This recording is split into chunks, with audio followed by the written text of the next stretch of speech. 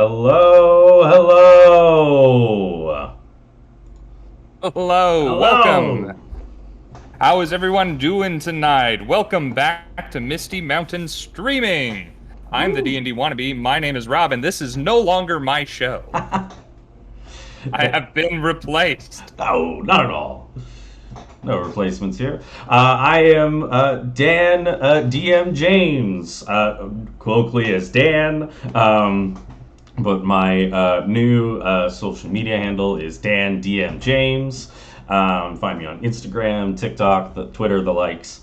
And I am so excited and extremely grateful to be starting this new and exciting campaign set within the mythical world of Theros. We got a bunch of great people that I'm excited for you all to meet soon enough here. It's going to be good.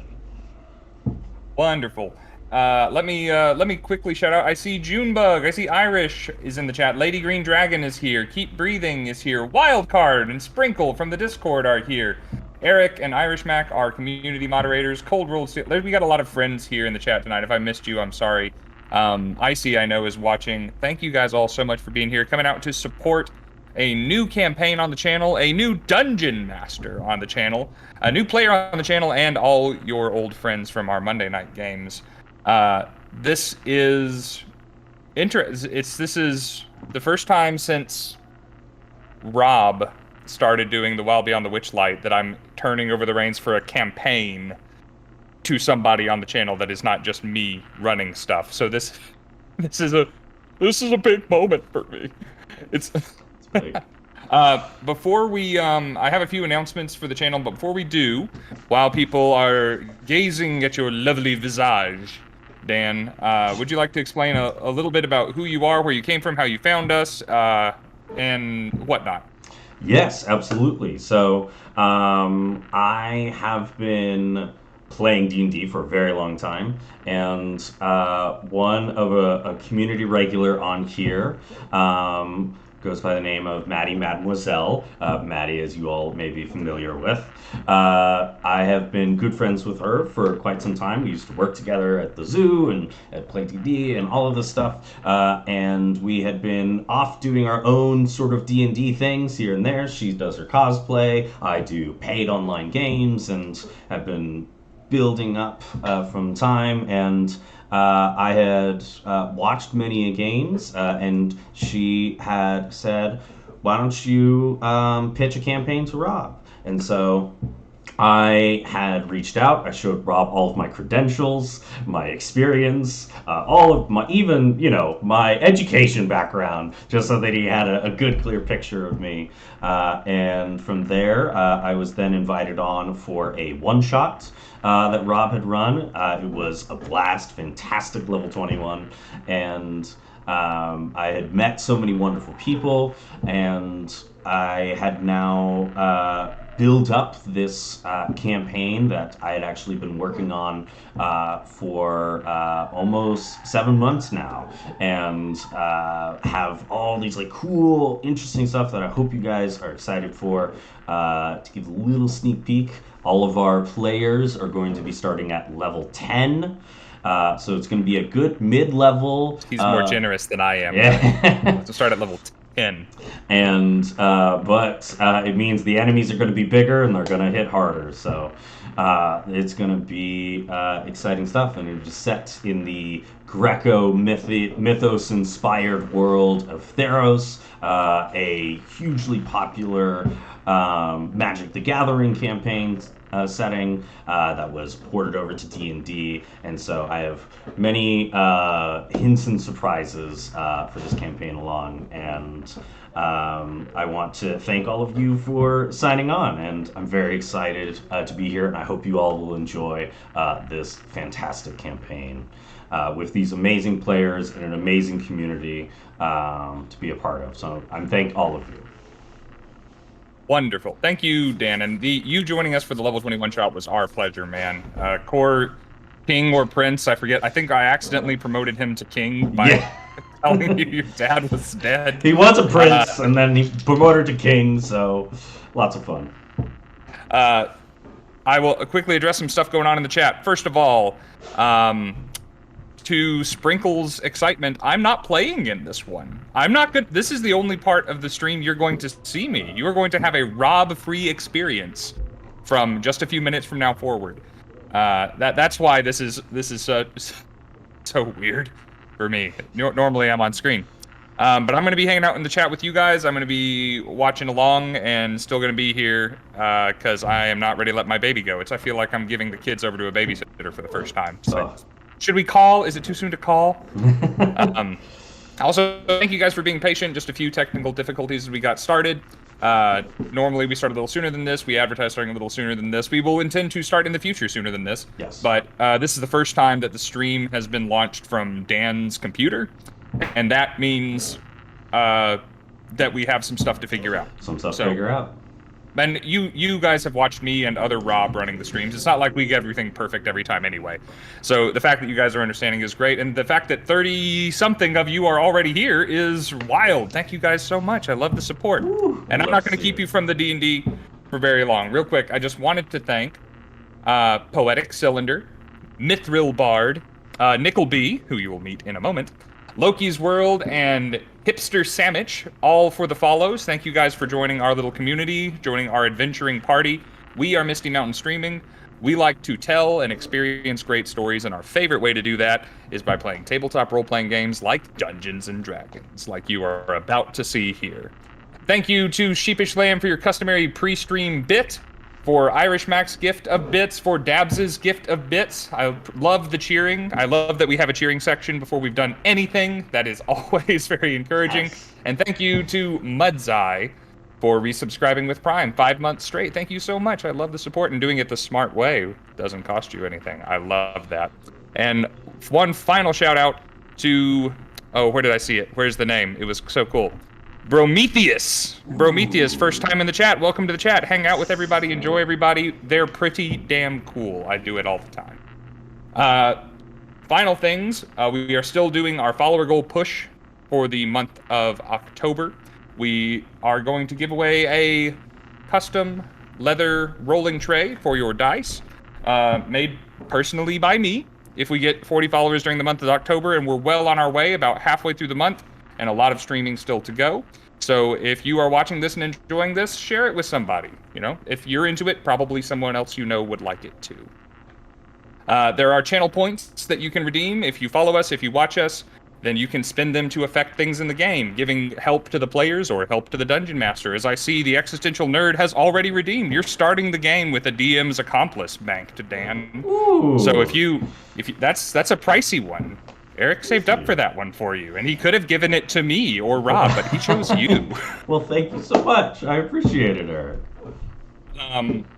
Finally, we have next week, we are doing our Hallow stream. Check out our social medias if you want to know what is going on. We are streaming every night of the week, something monster-related, something Halloween-related, something spooky, and you can be involved. You can play with us. You don't have to just watch and be a spectator. Get involved. We will be doing that at 7 on Monday, Tuesday, Wednesday, Thursday, Friday, Saturday, and Sunday. And you can have Halloween to actually go out and be spooky with your friends and loved ones. Truly. That is all the stalling I can do, man. I think it's time to play Dungeons and Dragons and to see all of the players for this campaign. Thank you for letting me horn in on the beginning of the stream here. You're going to do great. Take a deep breath. Drink something from an opaque cup like I usually do.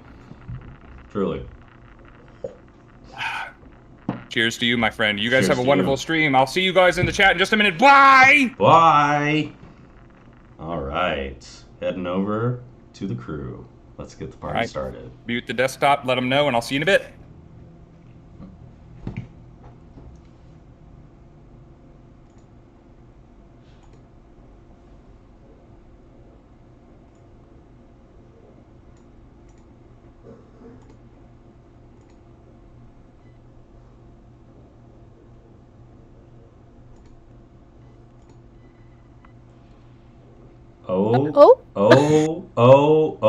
Indeed. Woo! Hello. And I've done so much introductions already. Already too lengthy. It is time that we get all of our players introduced here. So we'll go around the window here, starting with Maddie. With me. Hi, guys. Oh, boy. Hi, friends. I'm Maddie, also known as Mademoiselle on all of my socials and everything. And I'm here to share with you all that we are 3 days away from Taylor Swift's 10th studio album, Midnight. We have been announcing this every week on the channel, and we're almost there, friends. I'm so excited. You made this possible. It's because of all of you that my favorite indie artist, Taylor Swift, is able to produce albums. But I'm excited to be playing with my very good friend Dan, and I'm going to be playing Pixie, who is a little satyr girl, and you will learn more about her soon. Very soon indeed. Next Yeah. up, we have Ellie. Hi, Ellie. I'm somewhere. I'm Ellie D&D on socials. I just got a My Chemical Romance hoodie from Hot Topic. Yeah. Because it was never a phase, Mom. Go give them a listen. They released a single couple months ago. It's still good. But yeah, you can find me on my socials at Ellie D&D, and I'm gonna be playing Mimi, and she's a big half-orc lady that wears a dress like this. So. Fantastic. And then right above me, we have Cheesecake Panda. Hi. Haven't been in my own house for a bit to actually stream, which means I have a rat update for everybody. I have a noodle and a pumpkin. Ooh, Yeah, baby. That looks So like a weird little tongue festive. for it. Yeah, we'll sit here for a minute. But maybe some other time, maybe tomorrow night, I'll bring out Kiki for everybody who wants Kiki updates, because she's big now. But anyway, I'm Cheesecake Panda by Tyler. That's my actual name. I have all the socials. If it's not up there or it doesn't look like me, then it's not a social I have. Easy way to put it. I'll be playing Miss Vessi. She's a water genasi cleric. Be prepared. Be prepared indeed. And then over here, getting the camera situation right, we have Crash Candy Cosplay. I'm Crash Candy Cosplay, and I do cosplay and makeup and art, whatever, just about anything. And I'm gonna be playing Diogenes, also known as Deo, who is a tiefling rogue, so that should be exciting. And then, last but certainly not least, we have Nick Friedson.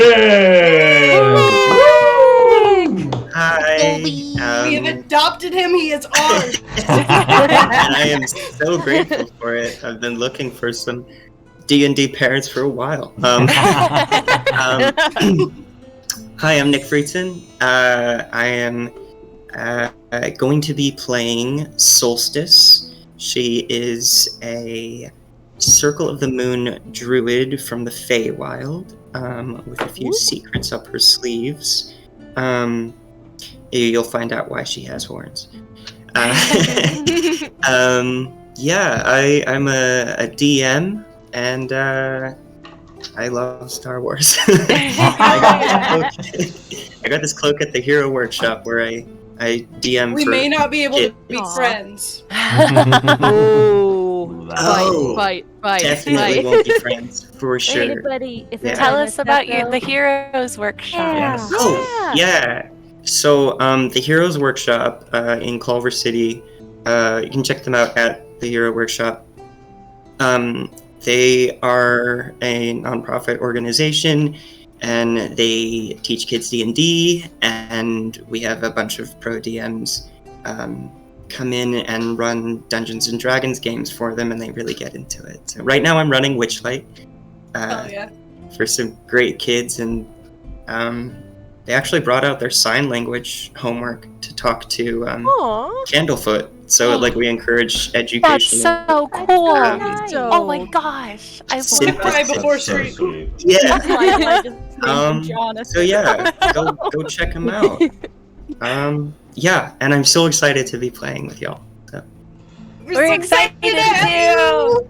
So excited to have you. And thank you all again so much for signing on. And I want to thank all of these lovely players for hopping onto this fantastic campaign. I hope the players enjoy, and I hope all of you watching will enjoy. But getting through announcements, I think it's time we play some D&D. What do y'all think? Yeah, let's go. Let's go, dude. Let's do it. Whoa. Let's get started. So, just as a slight little frame of reference, for those who are probably super into the Magic the Gathering lore, this may only apply to 2 people in the chat, but we'll see. The timeline of this campaign takes place after the fall of Xenagos, but before Beyond Death. That'll only make sense to people who are deep into that lore. But, starting off. The sun rises in the early morning, reaching out over the expansive Siren Sea. It rises as it always does, as is one of Helioid's many jobs up within the skies of Mount Hephaestus. And as the sun peers up, rising over the new day, it is the time at which all becomes one. The sky, the sun, the sea, the land, all peering out as a new day dawns. Zooming up through the ocean side, making our way to the craggly, rocky coast of Theros, a large but rather expansive landscape filled with heroes, monsters, and mysteries abound. As we snake our way along the coastline of Theros, zooming in closer and closer, parting through the clouds, we make our way to the grand city of Meletis, one of the many polises within the lands of Theros. A beautiful, bountiful attestment to the goddess of Farah. We snake further through, past the main harbor gate, the standing statues of Creo and Trimnos. I might have mispronounced that, but that's okay. I don't know the difference. These the two first and only kings of Meletis stand guard at the Meletian harbor, one of the strongest defenses that Meletis has. This huge circular wall blocking its entrance. But as we make our way through into the Meletis harbor, we see that the bright early morning does not make this harbor any less busy than it already is, as dozens, if not hundreds of ships docked within this massive harbor. And in there, we see thousands upon thousands of people all moving and shaking, getting their day started.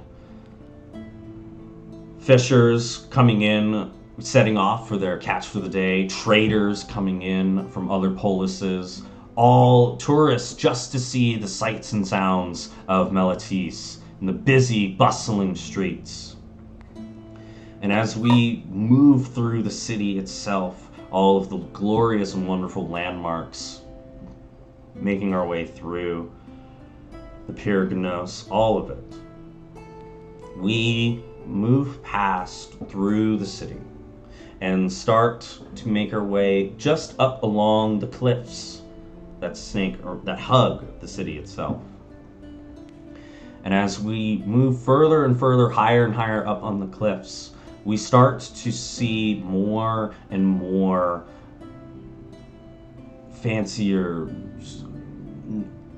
elegant homes as we now move into homes of those with sort of wealthier dispositions, if you will. And we start making our way more and more and more up.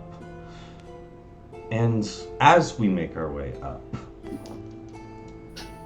I am going to roll on the dice here real quick. And this will determine, I'm just going to roll a d6, and this will determine who we are going to see first. I'm going to put a Pixie at 1, Mimi at 2, Vessi at 3, Deo at 4, Solstice at 5, and then 6 I'll just re-roll. 6 means you have to make a DMPC. Not at all. Right on the spot. And starting off.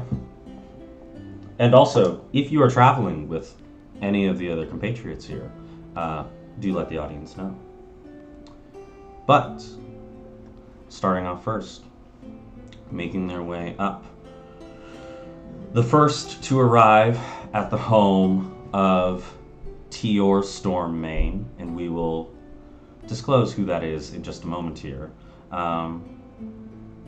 Making his way up, our first character, Crash. If you could please describe to the audience. We all got it before she did. Yeah, all of us are making faces, and you're just like, do. Continue.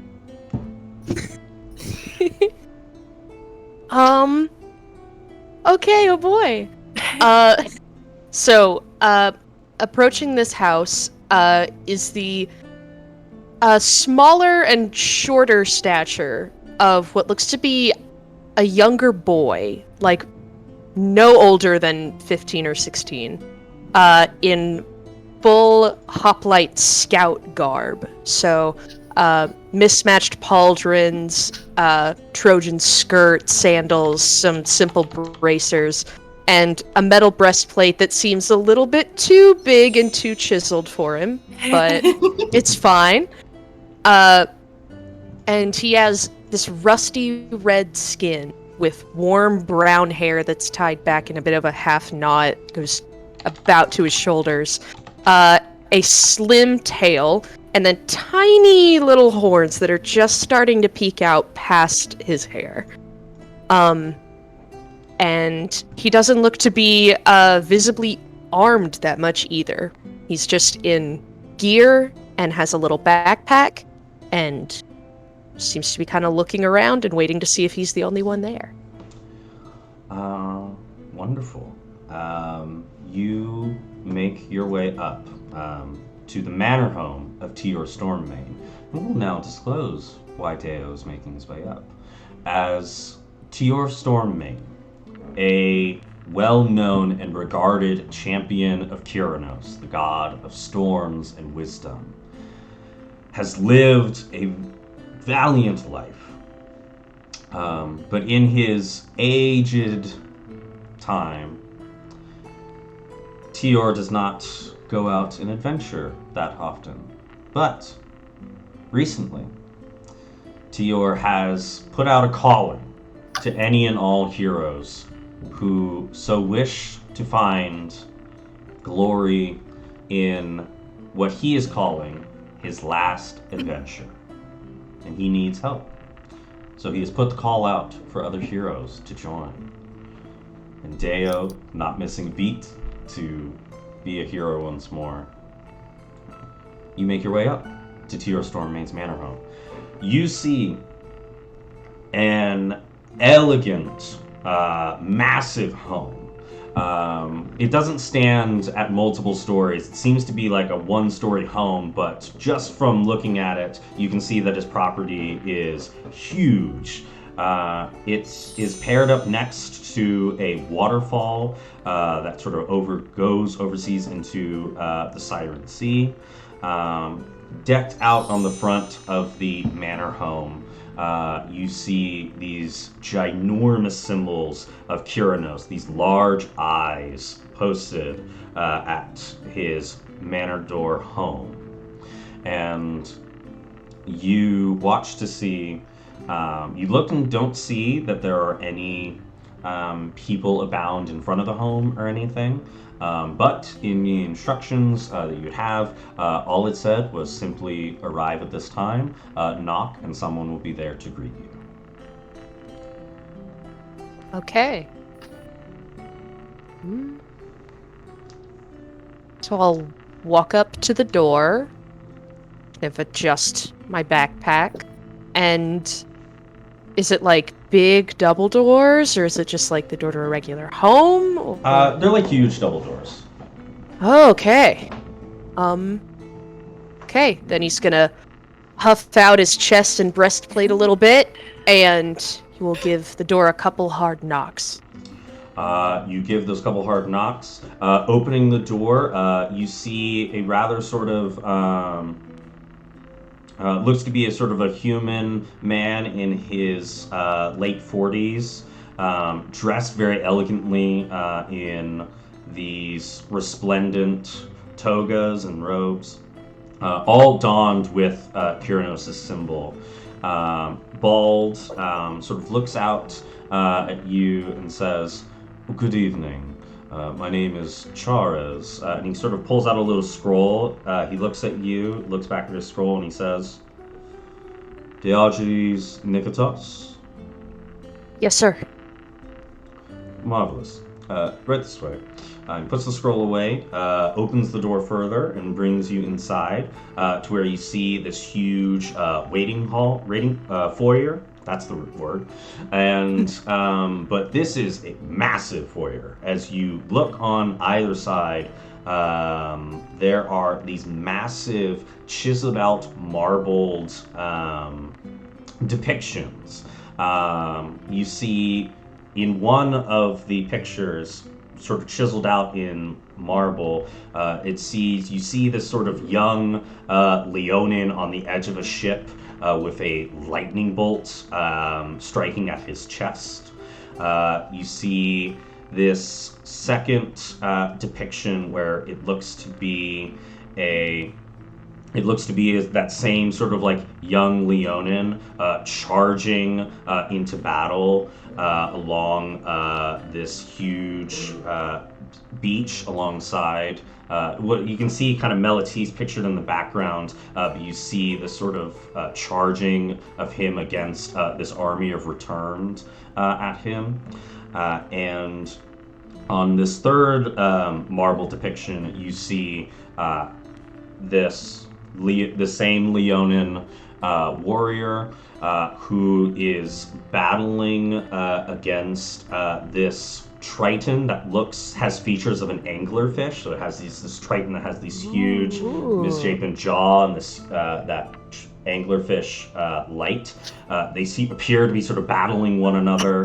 Behind them, there appears to be this like massive lock with this huge sort of like crab's claw that's sort of like grabbing behind it. And those depictions you see there, you see Chares as he introduces himself to you.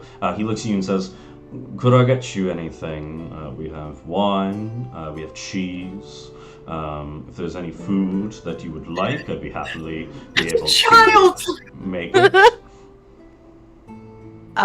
Wine would be awesome. Tart his ass right now. Fantastic.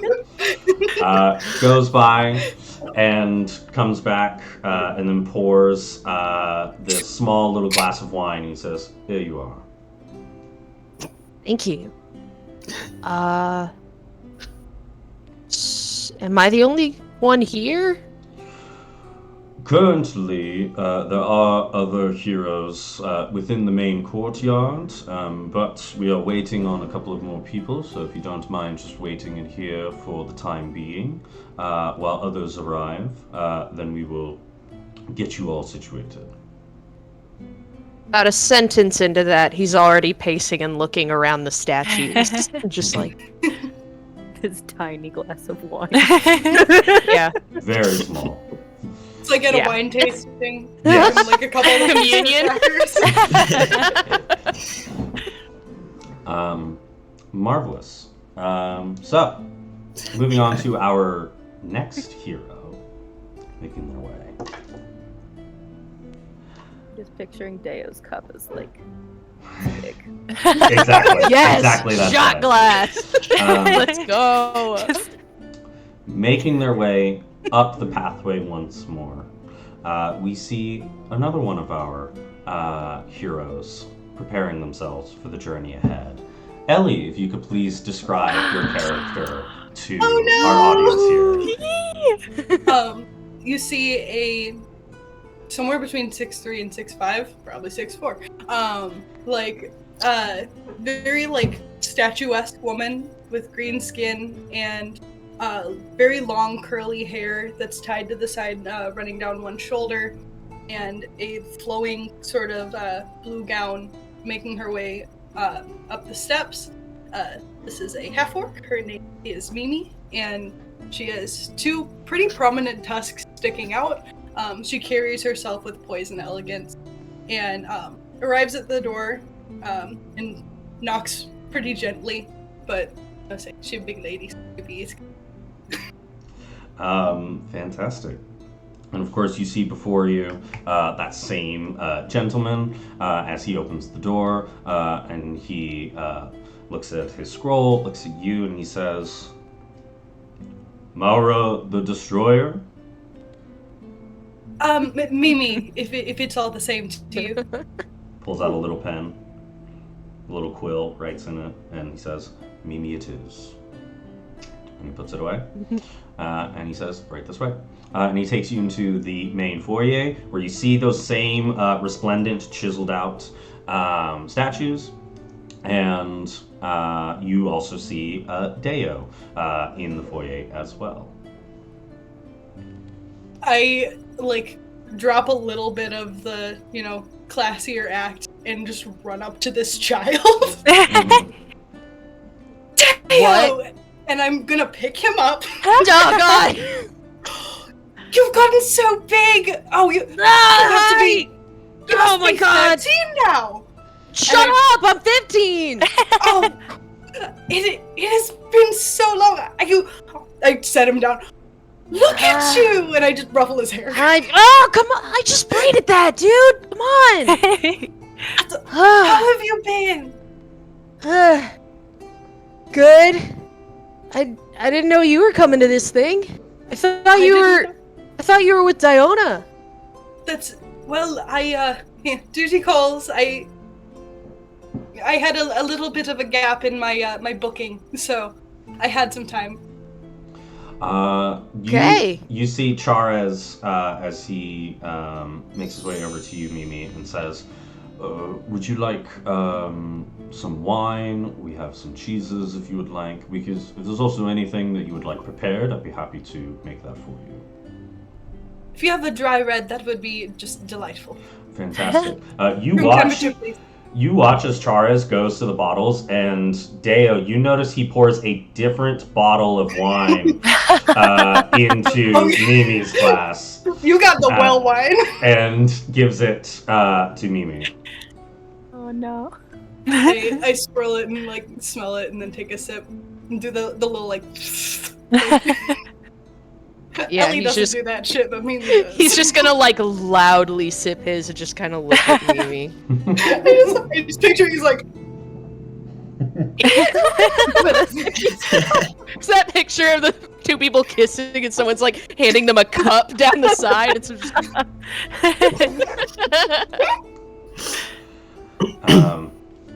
Marvelous. Now, making next up as our hero makes their way up the pathway to Tior's home. I believe, and you can correct me if I'm wrong, but there might be two heroes walking up at this time. So we'll start with Nick, if you could please describe your character, and then Ty afterwards, if you could please describe your character, as both of you are walking up at the same time.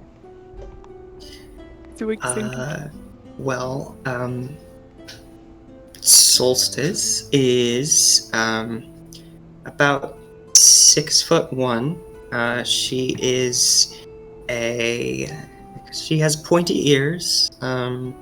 She has 4 different colored markings striping down her face. One is silver, one is blue, the other sunflower yellow, and the other golden auburn.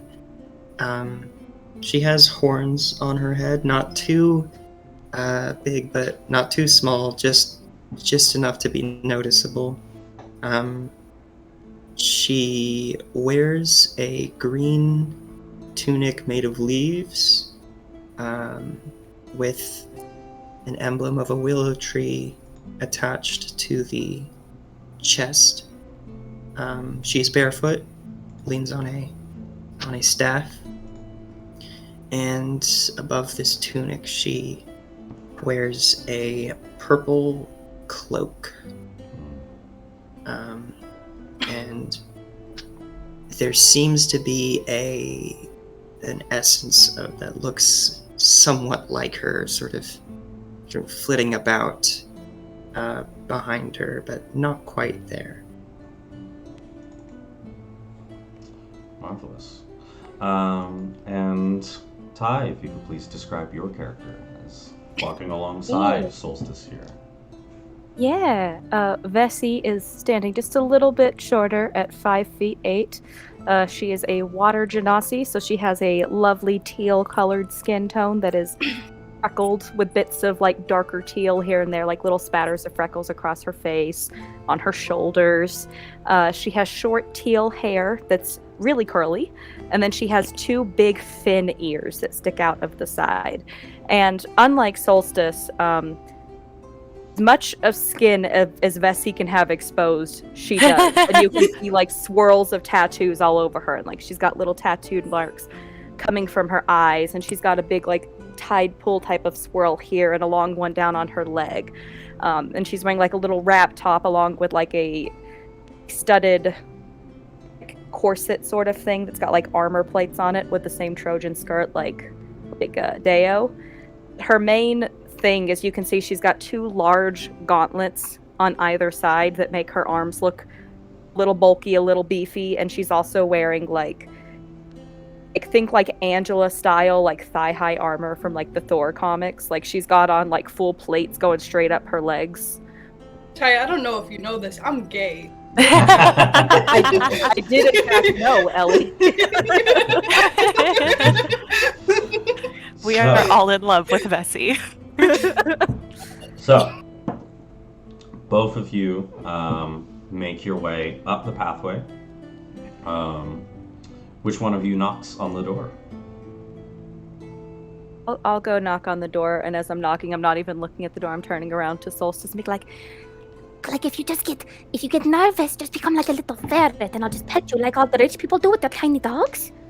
Be great. All right, that sounds okay. Of course. Like only if you get nervous. Like if you want to mingle, do the thing. Just... No, it's all right. I got you. I think it's better if I try to stay human. I suppose. I mean, I can still pet you as a human. It's just awkward because you're bigger. But anyway. The door. The whole time she's just been like. The door opens, and you see. No more caffeine. You see Chares as he introduces himself. He looks to his scroll and he says, "Vessi Aquino." Yes, right here. Right. Looks at us, and then Solstice. Excellent. Right this way. He closes the scroll, brings you inside to the foyer, and with that you see all of the same scenes, as well as both Mimi and Deo in this room as well. And you see Chares looks to both of you and says, "Would you like anything? I'd be happy to get you some wine. We also have some fine cheeses, and if there's something else that we could make you, I'd be happy to get that prepared for you." Cheese.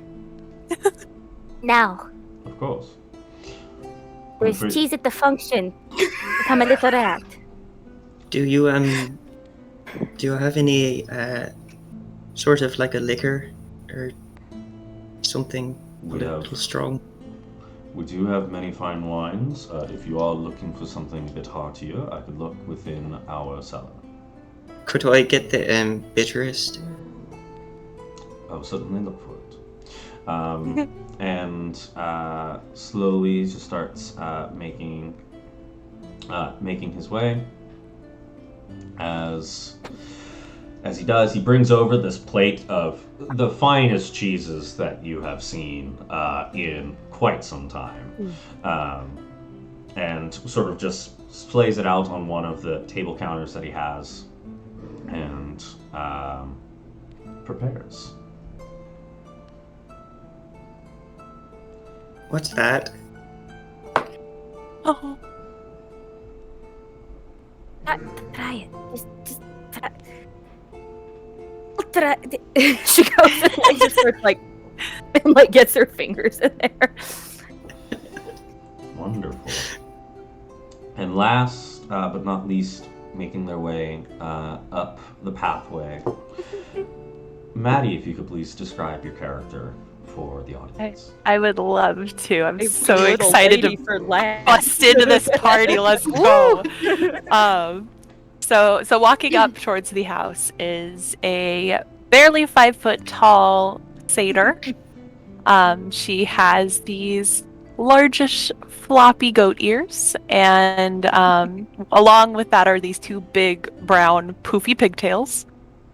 She's wearing a little teal, almost like a crop top and skirt toga, and it has little gold detailing, and she's got some gold bangles and a little gold necklace, and you can hear her coming up the way because she is wearing these little gold horseshoes on her hooves, so she is click-clacking as she goes, and she is carrying a big sort of satchel that is full of rolls of parchment and ink and quills. But then she has a little tiny pouch that has one sort of ink-stained roll of parchment, and matching the ink stained on the parchment, her fingers are all covered with what looks like thick black ink. One may assume that she has written a lot and hasn't bothered to wash her hands, perhaps.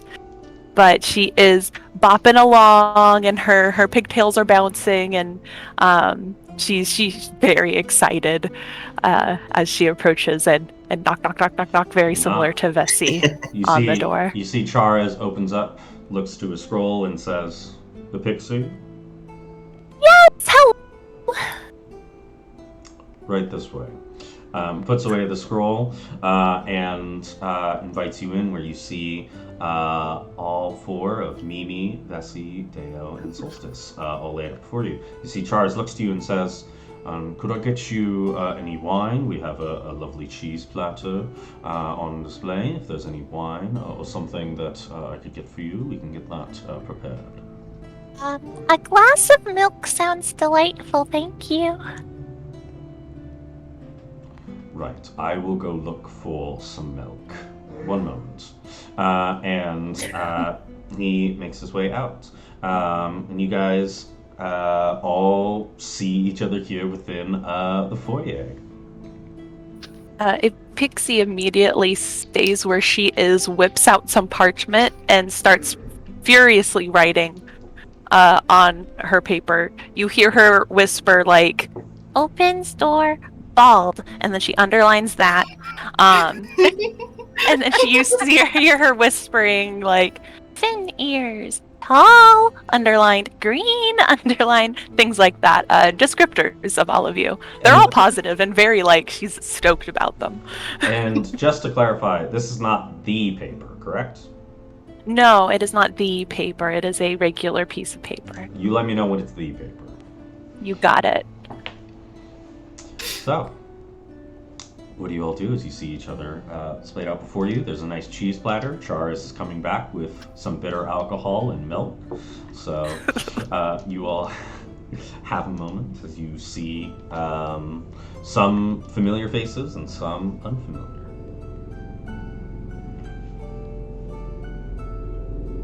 Beautiful tusks. Ellie. She finally looks around the room after getting a lot of cheese in her mouth, and she notices Mimi and immediately goes, Samara the Destroyer! Here, Hello, darling. Just give me a little scar. Just right here. Just give me a little scar right here because you're just so good at the bits. Just I'm terribly sorry. You try want me to really what? tight. With just little scar, just like you do all the people that you fight in bits. Just, I wanted to be a gladiator, and it didn't really work out. So now but you're so cool. Darling, that is. I am sure you will receive scratches on this journey. But I don't necessarily want to add to them. It's a show, you know. You can call me Mimi. That's Mara the Destroyer. It's a stage name, love. I still know my way around a sword, though. During that, Deo's just gonna kind of like duck under. Oh, hello, puppy. And steal a piece of cheese. That's what he said. No, there's a puppy. Hi, puppy. But Hello, puppy. oh, hello, puppy. Just doing things. That's a cool looking dog. Dude, I love the dog. But no, he's gonna like take a piece of cheese real sneaky and just kind of like sit over there like, I'm gonna leave that over there. And then look at Pixie and just kind of like, shut up. Hi. I'm a pixie. It's nice to meet you. Hi, I'm Dale. Hi, Dale. And she goes back and she's like identifying each piece of your clothing. She's writing it down. Miss Matt Pauldrons. Little side note. Cool. Are you like a record keeper or something for this? I mean, if you want to get technical, I suppose I could say that I am, but I have a hobby of creating my own myths, and I take a lot of inspiration from the world around me, and you're all really cool people, so, I won't write anything weird without your permission, but I do love your vibe. So if we give you permission... So you like write like books and other stuff just for fun? Yeah, I'm not, like, published or anything, but, I call them fan myths. Wait, so could you make me like super cool? Yeah. And like way bigger horns? And she starts like furiously writing, and after like a hot second, you see this little snippet that's like the tall, brooding tiefling with huge horns walks down the battlefield, and it's got all the like Wattpad descriptors, like his bright orbs glistened as he looked at the monster and stuff like that. Yes. So if this is like what you're interested in, I can write more. Yeah. Dude, that's so cool. Thanks.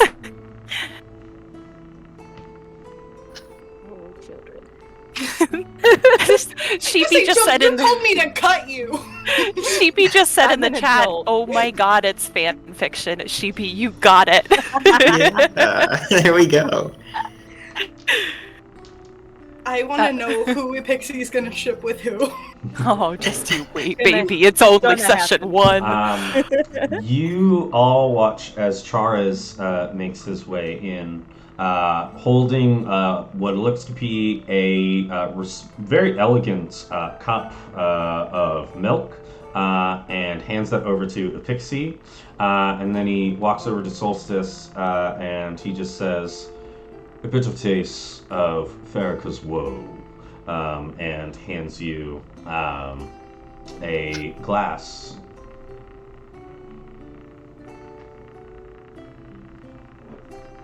Sip it. It's bitter. It is what you were looking for. I think it's good. It's actually it's quite spectacular. So thank you. Of course. Now, We shall be making our way to the main courtyard. Everyone, I believe, who had expressed interest within this is here. If any more arrive, we will deal with that post haste. But for now, should be making our way over to the main courtyard. And Charis sort of escorts you through the building. It's not as confined like a mansion as you would think. It's more sort of built almost like a library, in the sense that when you go into a new room, it just seems to be just like a huge open space room, elegantly designed. And as you make your way through, you head into the main courtyard, which the building surrounds this sort of central piece. There is this elegantly made fountain right in the middle, rows and rows of gardens encircling around, very intricately designed hedges and flowers and gardens all about. And you see past the fountain, there are stairs leading down into this sort of like open backyard courtyard, wherein it overlooks up top on the cliffs. It overlooks part of Melatif and the other expanding Siren Sea. Bless you. And making your way, you see a number of people seated around within. There are numerous sort of like lounge chairs, all sort of like strewn about, and you see a number of different people. And I'll go down each of who that you see. You see one, this sort of young Leonin, dressed in like very like simple garbs, notably has these like two shields almost, but they're implanted on both sides of his arms, so the shields are sort of like outstretched before him. You see this tall, massive human warrior, completely shirtless man with this elegant sort of like red and bronze warrior. A battle skirt, that's what it is. And carrying with him this massive giant hammer. Think like Jason Momoa type physique on him. And then for the one Leonin that has the two shields, think similarly to built like Chadwick Boseman in Black Panther. You then see a rather sort of like young woman, dark skin, huge brown hair. She's sort of resplendent in this like smithing garb. And she has these like huge like giant goggles on either side. Think of I can't remember her name, but the main character in Crazy Ex-Girlfriend, kind of just like her physique. And then Rachel Bloom. Yes, thank you, Rachel. Rebecca Bunch. There we go. And you then see this rather tall woman, sort of dressed in an elegant but simple blue robe. She's also completely bald, but she has this like huge scar that traces across her face. Paler skin in comparison to everybody else. And you then also see, who you all would be familiar with, this aged Leonin. This Leonin that seems to be pushing roughly in his late 60s, early 70s. What was once resplendent blonde fur has now since receded to full grays. Patched up in this fine sort of like leather armor that entrenches across his body.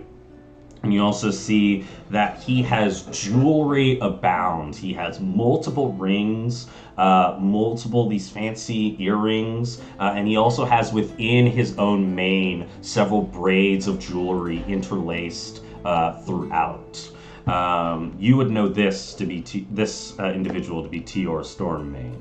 And he looks out at all of you and he says, Oh, good to see some fresh new faces. And he sort of gets up and he makes his way over.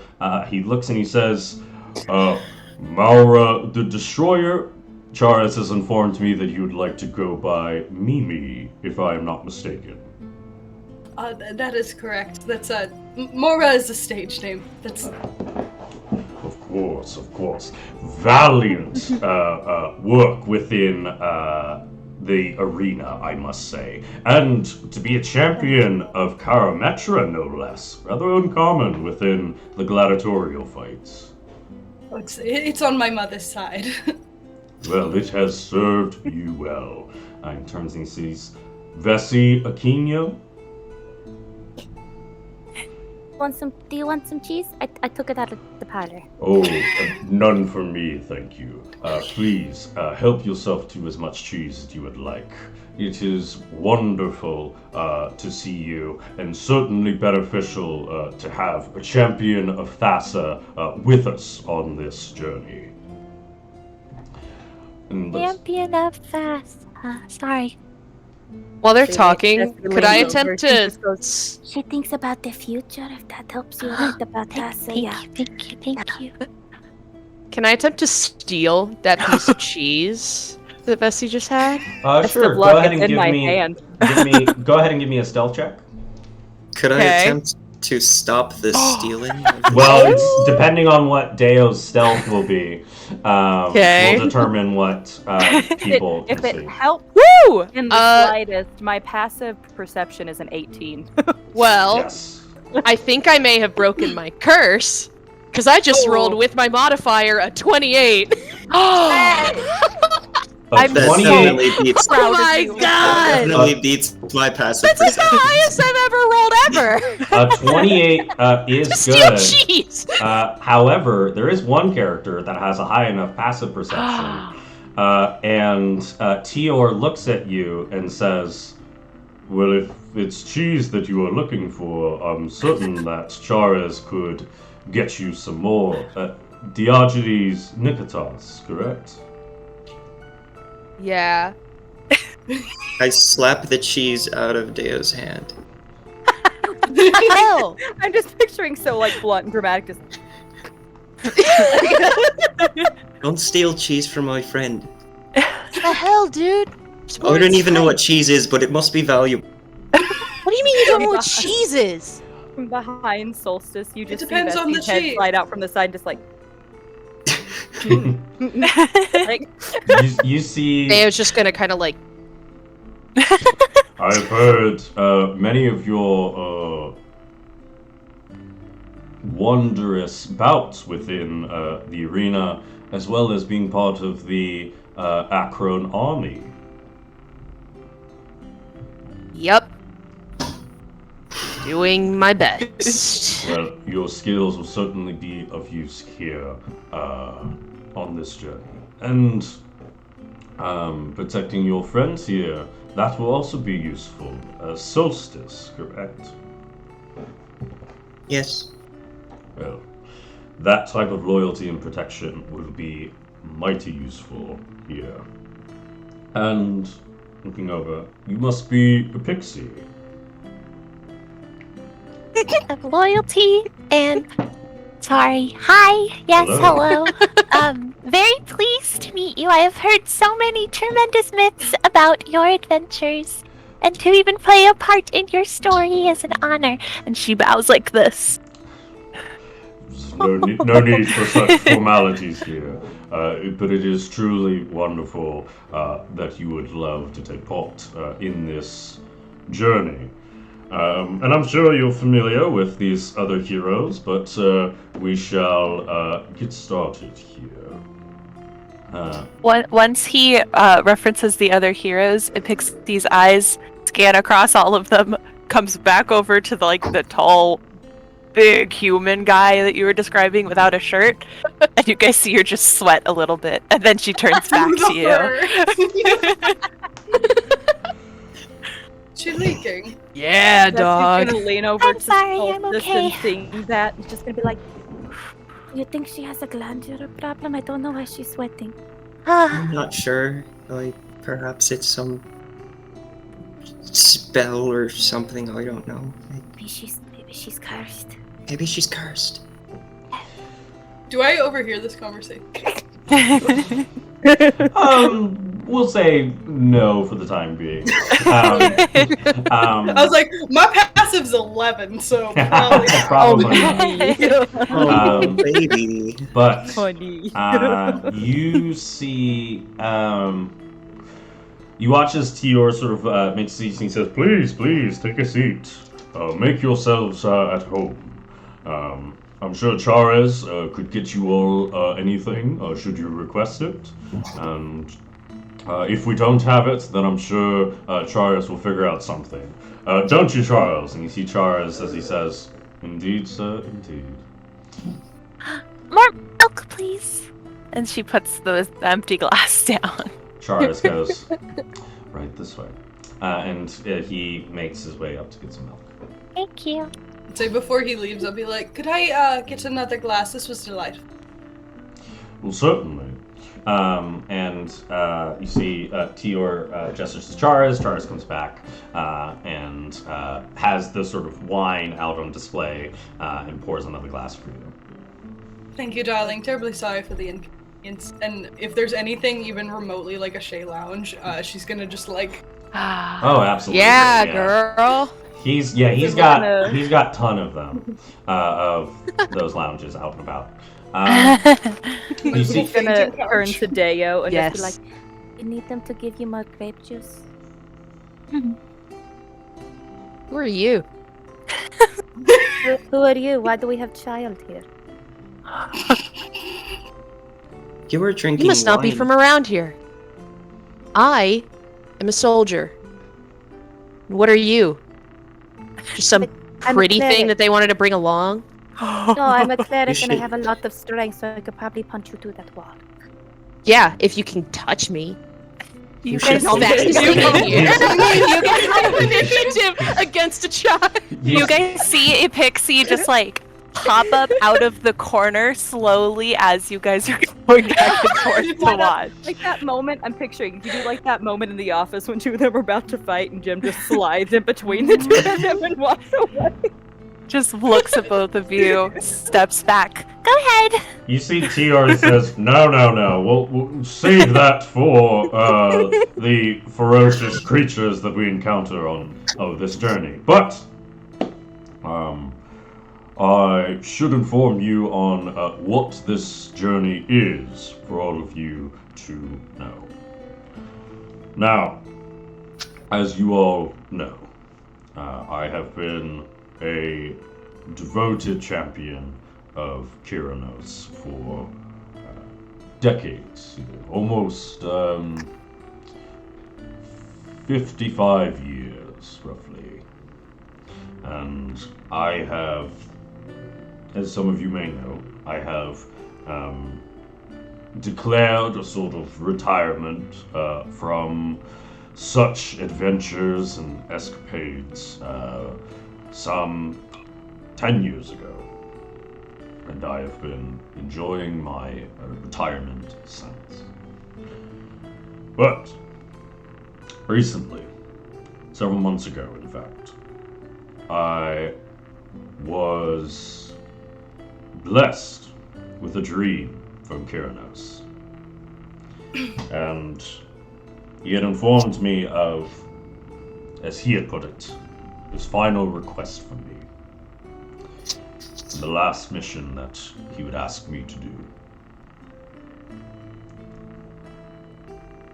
One aspect of this mission is that we are looking for an island out within the Siren Sea, an island that no mortal has stepped foot on before.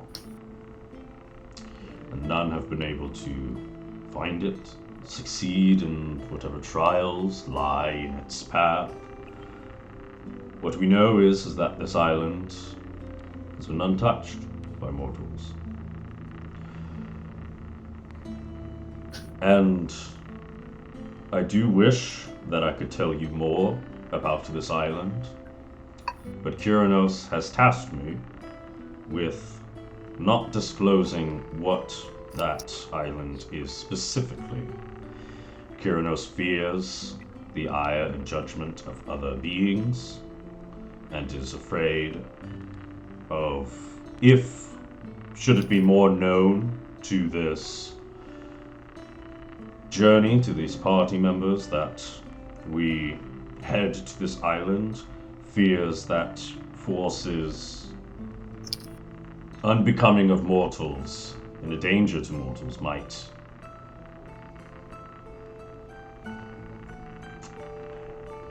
become problems. Now, I know that such vagueness and such lack of information may be a reason as to why you would not want to take part in this journey. However, what I can tell you is this. If we are to be successful in finding this island and searching it across the Siren Sea, we will not only aid every mortal within Theros, but aid the gods themselves in such a task. This island is a conundrum, and should we find it, should we make its discovery, then the betterment for the people of Theros it would be.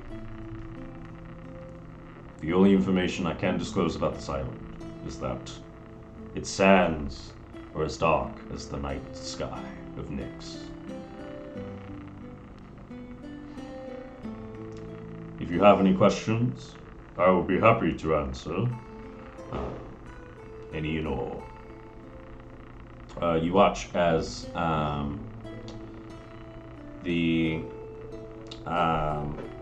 other Leonin there, as he sort of raises his hand, and he says, "Yes, Azora," and he says, "So, you're telling me we're supposed to take your word on this island?" and you see, he says, "Not my word, Kyranos's."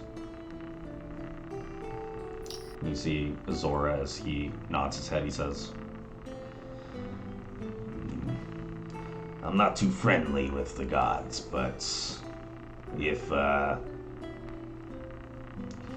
it's a mission and if it pays well," and he says, "Pay? Yes, of course. If you are looking for pay, well, certainly would a reward of 10,000 gold pieces suffice each?" And you see Azora, he says, yeah, I could work with that. and you see Tior, he says, "Of course." Any other questions? Yes, Vessi. Kyranos is worried. Does that mean? I mean, she doesn't want you to tell us, but is she worried about other gods? For a god to be worried about other things. He has disclosed to me that he is not worried about the other gods, but more so worried about other forces within the skies of Nyx. There are powerful entities that reside both within the underworld and within Nyx, and Kyranos is concerned. Say, for instance, if Fenax were to get word of such mission, then he would perhaps take this information and use that to his own selfish advantage. Kyranos only wishes for this to be a landmark for mortals to uncover. Well, whatever it is out there that is causing the problem, the sea is deep and vast and full of so many dangerous things. So will not let an island in her domain fall to terrible creatures. I will go. I'll punch anything that needs me to. I Solstice. I said your name wrong. I'm so sorry. It's all right. I feel that if we can beat a whole bar of drunks, then I think we can handle anything. That's right. That's right. Certainly. And what's the difference between a monster and a drunk guy? Really? What's the difference? True. Of course. Are there any other questions that you may have? Yeah. So if Yeah. yeah, I do. Me. Like the guy at the concert where they're like, "How y'all doing?" and he's like, "I'm pretty good. How are you?" But so you said that this is a place that no mortals have ever stepped on? That is correct. Then what? I mean, I don't know about these guys. I can handle it, but like, what makes them different? Like, are we gonna die if we just step on this place, or is it just because it's really hard to find? The latter of such manner. Okay. I mean, I'm only asking, like, for them. Well, certainly Thanks. to curb our odds. Road, if you could please describe. And you see the young woman sort of dressed in the smithing's clothes. She goes, yes, hello. It's lovely to meet you all. I am Rode, the bronze artist. I have designed ships for us. They are modeled exactly after Pentacrontours. However, a Pentacrontour would have to have a crew of 50 sailors, wherein these Pentacrontours, as I aptly call them, Autocrontours, do not need such as a series of gears and systems allow it for the ships to be controlled by the main deck itself. And I have built 2 of these. And you see Tiri says, yes, half of us shall be making our way on one ship, and the other half shall make their way on the other.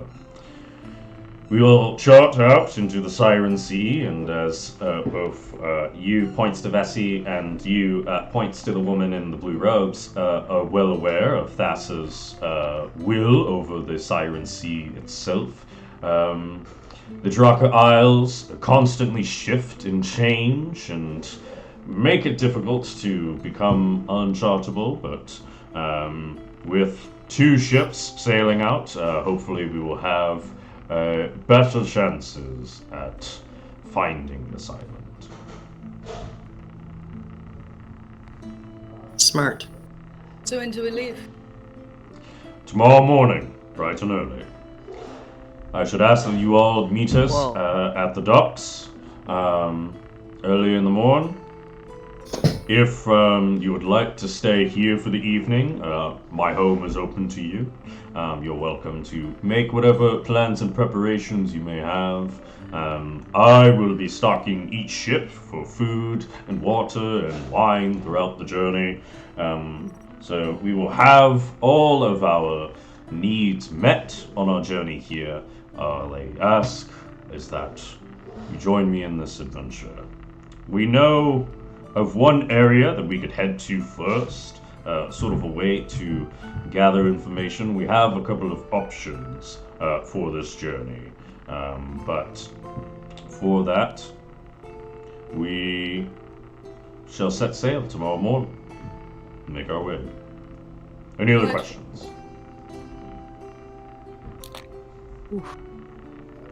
Excellent. Well, as I mentioned, my home is your home. I shall be heading to the temple one last time before our journey. I shall be back later this evening, should you all be here. But I shall see you all bright and early tomorrow. If we're meeting here, if you want to meet us at the docks, we shall be at the docks right at sunrise. For those staying here for the night, we will be leaving here at 5 in the morning, just an hour before the sun, to make our way down to the harbor. So, I bid you all adieu. And you see Tior as he slowly sort of gets up and starts making his way. Charles comes back with more milk and hands it over to Pixie.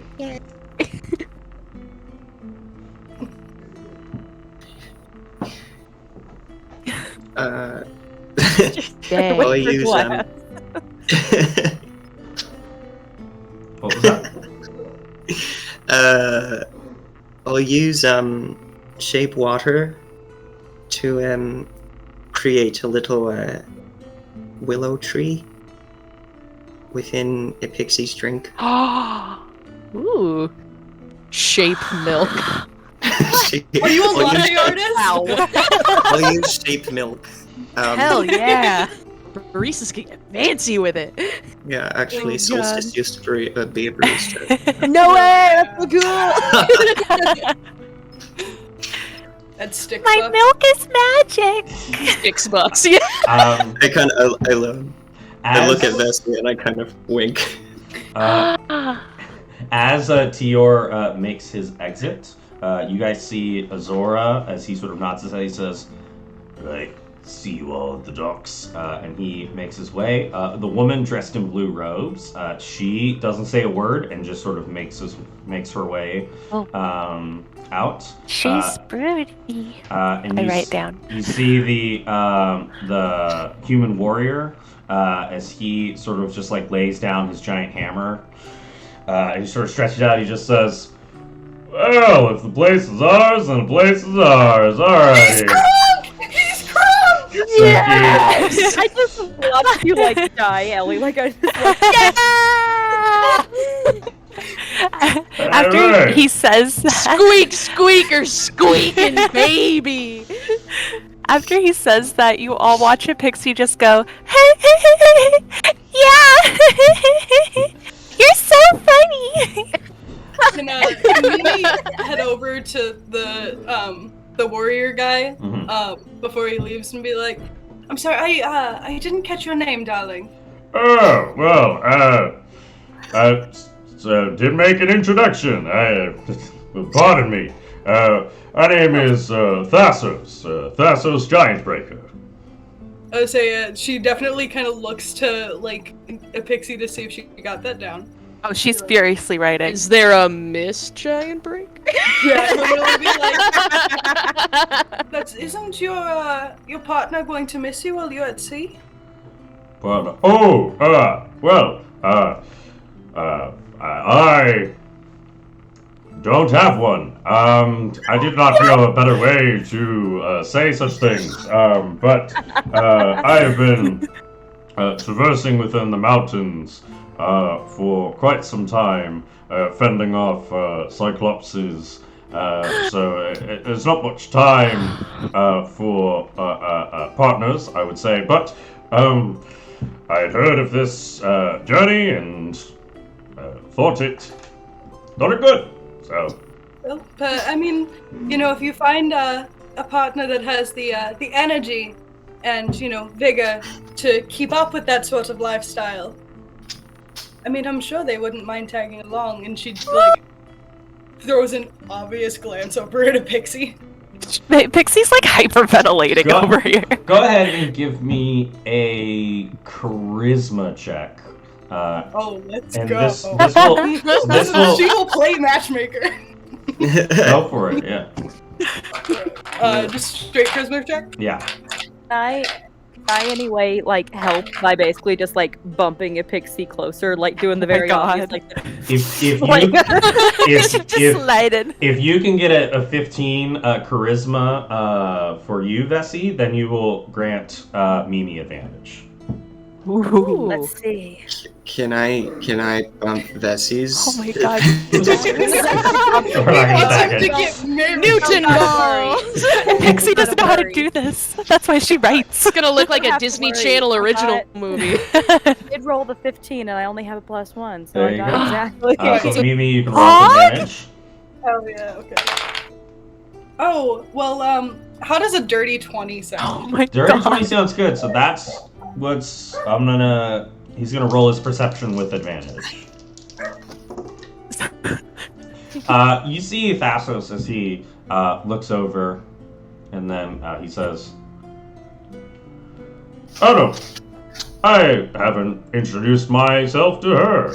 And he makes his way over to you, Pixie, and he says, He sees a small, sweaty, hyperventilating satyr with the biggest eyes.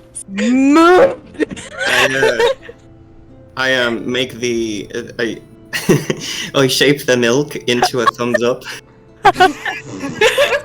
I look at the milk and I go, "Thank you."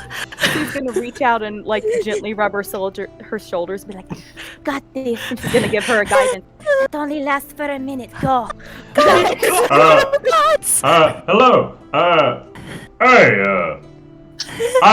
He so looks at everybody and says, I am Thassos Giantbreaker. I don't believe I've made my introduction. This is a pixie. I'm gonna cast Thaumaturgy as I'm turning around so that there's like a harp trill that plays as soon as she says, "This is a pixie." Oh. I thought you said vomiturgy, like because you're a fruity teenager and you're like, This is lovely music playing. I didn't know there was music. Well, Yeah, that's crazy. Are you staying the night here? Probably, yeah. Are you? Well, he said it was his home, and he said yeah, his that's home is right. our home, and I figured, well, it's a nice place to stay, so. Right. yeah. How awkward he is! Oh my god. This is We love a fantastic. himbo. Anyways, I gotta go.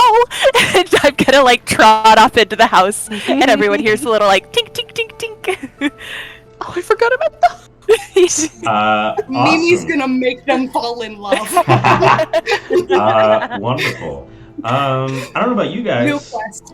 but I feel like now would be a good time for a break. What do you guys think? I need more water. Sure. Short little break? That I'm was a starting pretty- to get that was a sweaty good for climax right Pixie. there. So. Oh yeah. Honestly. We will. You're gonna get some fan myths right here. Oh man! Ooh, I read babe. self-insert fan myths. I Oh wasn't man, I was gonna say expecting talk about a this. self-insert. Also, Before we, Hmm? I was just gonna say, reminder before we go to break, we do fan art that we share in reels on the Twitch. Oh, if you want to yes. draw anything, particularly Yeah, baby, baby. Oh, Oh. human and satyr. I will also let the audience know. forgetting Tober, I know what I'm doing. I will also let the audience know I have hero forges of these characters, but technical difficulties made it difficult. So next week I will have each of these characters for you all to see, so the audience can get a good idea as to yeah. which these characters Yes. that were first introduced. Icy's already In the working on it. meantime, you could always post them in our Discord community Beautiful. art channel too. True. Yeah. I'll be posting it Icy there said- then. Icy Oh said my she's God. already working on Icy. I love you. I'll I you out in my love IG this. stories. I want to see Solstice so bad. Oh yes. Oh, So- we will draw Solstice. I am Well- drawing everybody. This is but gonna I'm turn at it into a- Love Island. Truly. Yes.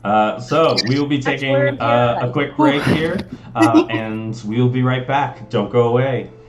See you soon, y'all. I'm gonna go pee. Whee!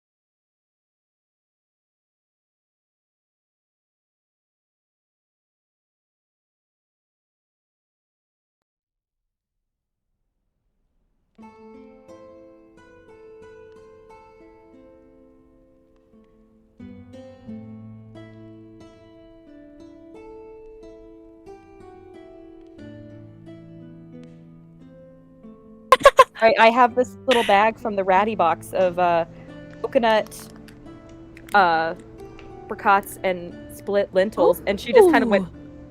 All of them. Oh, me too, girl. Delicious. Dude, I used to have a cat who Hello. called bulldozer. Oh, Sorry, hi. hi. I should have made that clear. That's my fault. I'm sorry. Oops. Good. We We're always back. come back talking about the chunky Good rats. content. Good content. Good. So, hello everyone again.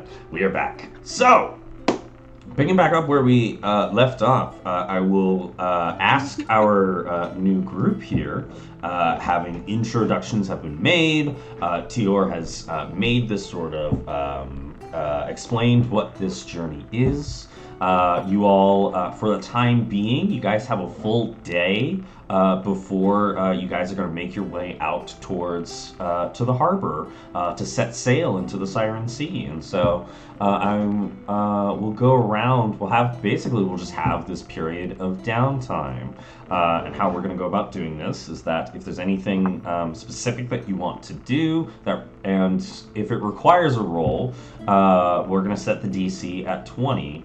And we'll, whatever stuff you want to do to either give an advantage or put it in your favor, that'll all be good. But we have this little period of downtime.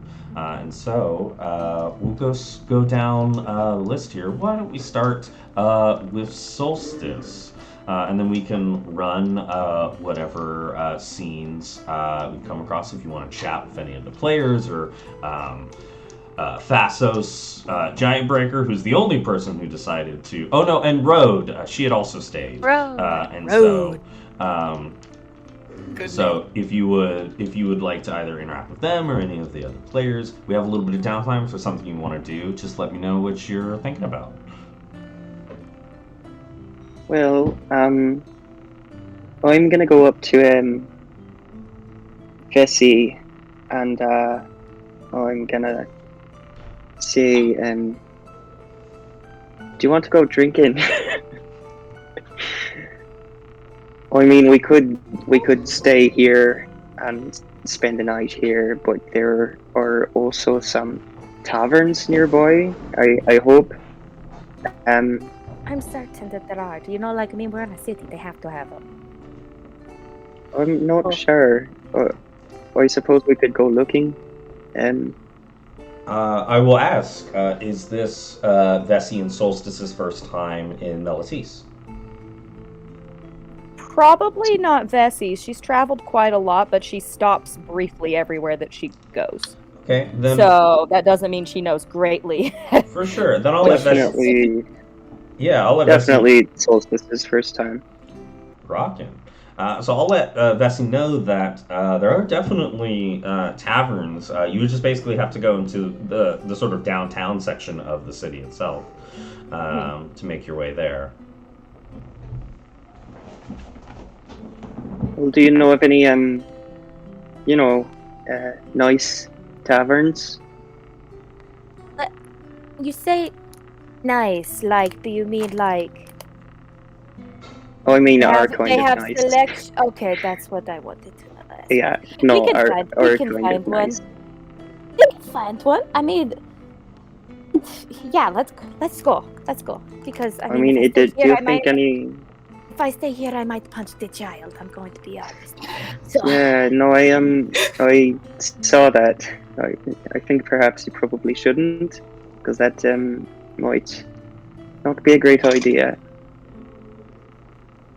she's looking at you like that meme of like the guy that's standing there going like, what? Vessi, don't punch the child. Come on, he deserves it. No, okay, alright, maybe a little bit. Okay. Fucking body check him on the way out. Yeah, Rocket. literally just runs straight up there, just and goes running. So Quick Vessi, swing. So Vessi and Solstice, are you two making your way out to taverns into the downtown Melitis? Yeah. Rock and roll. Fantastic. So the two of you make your way. You head your way down towards a night of drinking and merriment abound. We'll now go to Deo. What is Deo getting up to during this period of downtime? He would probably, for the time being, be sticking around Mimi because he knows her the most, which isn't a lot, but knows. Yep, just sticking to the person he knows. Probably wanting to look through a lot more of like the sculptures and stuff, or see if he can find any arms or like spoils of battle or anything in like a personal collection. Sure. Just a sightsee. Go ahead and give me a investigation check. Sure. Oh, okay. Oh, that's a 21! A 21! Guys, what's happening? So, what's happening? Have to play a brat. That's Play an idiot. It's so simple. So, you make your way, and you stumble onto one of the rooms. There's no like locked doors, other than like what you would presume would be like the main entrance. But each of the other rooms just seem to have like sort of an open doorway. If anything, there would be like a curtain cutting off each of the sections. And you head into this area, and you see that there does appear to be this sort of what you would imagine to be a trophy room, but instead it does appear to be just like shelves and shelves and shelves of scrolls, all listed about through the area. One thing in particular that you do notice that stands within the center of the room is this glass case, very elongated, and within that glass case there appears to be this single purple lightning bolt that is arcing back and forth through the glass case. It's like a plasma ball? Not quite like a plasma ball, because there's no like sort of central thing in there. But this. Oh, it's just like always moving. Exactly, yeah. It's this spherical glass case. You see this purple lightning bolt shooting from one end and then arcing to another, and seemingly sort of randomly just moving from side to side. Whoa. Yeah, he's gonna kind of go up to the glass and just like watch it. Sick. Yo, Mimi, come check this shit out. Don't break anything. I think I would say if we're, Shut up! I'm not. It's just cool. if we're Sound like my mom. If we're going to Mimi, I like before I leave the. What was the shirtless guy's name again? I'm so sorry. Thassos. Thassos. What matters is that we know he is not currently equipped with a shirt. Exactly. That's all what that matters. I say I definitely before like chasing after Deo will be like, she's a little shy, but you know she warms up when you get to know her, and like I don't know her. I'm just like I'm doing my best. Well, you say that, and you Drunk girl in the bathroom vibes. Thassos looks at you and says, I mean, how long have you known a pixie? Oh, you know, we go back a while. Like it's been in passing. She's gone to many of my tournaments. You saw she writes of tales of great heroes, and she was actually working on my memoir. We're working on a publishing deal. Go ahead and give me a deception check. I love you. Oh my god. Yeah. Amazing. That makes sense. Okay. What's my... Sorry, I haven't played her before. Oh, that's a 19? 19? Okay. Hey! Let's go. You see Thassos looks at you and says, she writes memoirs? That's... Well, I mean, it's not her main genre, but I've read her works, and they are just phenomenal. Yeah. And I just love the way that she speaks and the way she tells stories. And I wanted my story told like that. That's impressive. Writing is not something that I know of, so I don't read, and but I'm sure that it is truly lovely. Adding this to my notes. There's something about the followed by the syntax. Ah! What was that? I'm sorry, my lie is killing me. Just the flow of her syntax is just phenomenal. Like that's again, like memoirs aren't necessarily her main genre, Right. but I only want the best. You're right. Yeah, her dress did flow earlier. Yeah. Oh yes, I mean, you noticed? Yeah. Is that what it's called? A syntax? Her dress? I'm not quite sure. I don't know that designer. Like I don't know which designer created the dress. But it may be a syntax. It may also be a Vera Wang. Yeah, designer. I see. Wonderful. All right. Well, I'll be sure to compliment her on her syntax when I see her. Oh, I'm sure she'd be delighted. He makes Wait, his Ellie, way. you know what brand would exist in this world?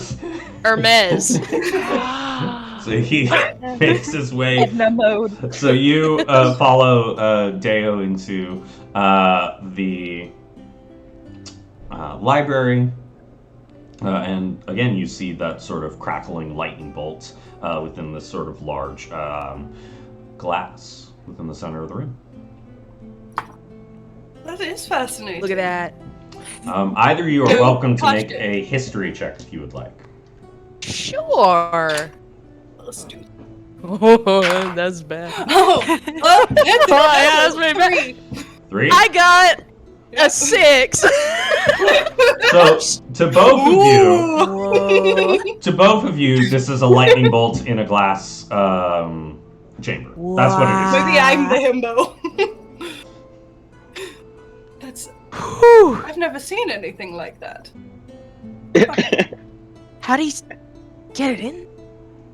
I mean, he's friends with that storm god. Maybe like it was a party favor?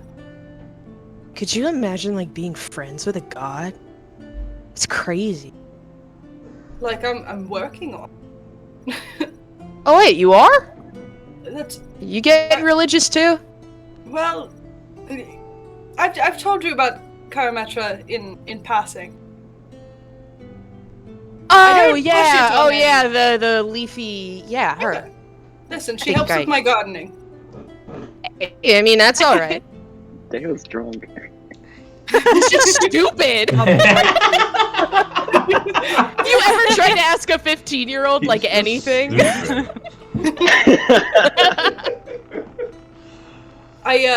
Can I take a look at some of the like? I don't know. Does this guy use the Dewey Decimal System with his scrolls? Yeah. Like, Well, is there yeah. some sort of organization? Absolutely, yeah. So yeah, he has a plethora of scrolls. Most of them seeming to be alphabetized a lot with some of the ancient stories of heroes and the gods. As well as just general histories of Theros within itself. And others seems to be basically what appears to be just like accounts of how certain mechanics of magic in the world works. And so you do get a sense that there's like a large amount, vast library of scrolls that contain bounds and bounds of knowledge. So I'm just picturing like Beauty and the Beast library, but scrolls. yes, exactly. Yeah, there are no books in ancient Greek times, so scrolls abound. I say I kind of am like, just looking at if he has like the shelves labeled or things like that and just reading those. And like I don't even look back, but I like kind of put a hand out toward Deo and just be like, don't touch any. You really do think I'm like 10, don't you? Well, I thought you were 13, but Is there anything in particular that you're looking for, or are you just browsing his collection? I'm kind of just browsing if there's like any scrolls that are like open. Like I don't want to fuck with this stuff. Like I'm a guest. But like if he has anything that's just open, like I'll take a look at it. Okay. Go ahead and give me an investigation check to look for any particular scrolls that appear to have either been used recently or not. Nope, that's a 1 + 1. Everything's closed. So I think I roll well when I'm trying to wingman. I think what matters. I think what dawns on you is that, as you described, that nothing is left out in the open, and everything is exactly where it should be. So if you are going to look for something, you're going to have to search through and pull it out. No, I would say I'm happy to just to see what kind of sections he has. If I want to read something, I'll ask permission. I'm I know etiquette. Truly. Marvelous. Why don't we move over real quick to Pixie? What are you getting up to in this period of downtime? After you finish hyperventilating. After she bolted into the house, she found some little corner of a hallway, and she just processed for a hot second, because while she loves stories of heroes and she loves admiring them, she is not great when speaking directly to someone she admires to that degree. So it was an experience. And then she's gonna kind of curl up in whatever corner she found, and first she's gonna write down everything that happened in that interaction back and forth. And then she's going to pull out the ink-stained paper, and she's going to roll it out, and she's going to say, I just met so many cool new friends, and they're already being so nice to me, and I think they might be really, really good. Do you want to know more about them? And then 2 little hearts. You write that, your text fades into the paper. And then writing on its own as ink appears within the paper itself, seemingly as if somebody is writing, but nothing is being written and nobody is there. You see written back, it says, fantastic. Would love to learn more about your new friends. Tell me everything that you know. And Pixie spends the rest of her free time here writing down every detail she can remember, especially if they cast magic or if they were carrying weapons or anything. And at the bottom of each person's little list, she adds and they're really nice, and a little smiley face. And she makes sure to note which ones had cheese and stuff like that too. It spills away. The paper writes back and says, marvelous. Try to learn more about their devotion and understand which gods they align.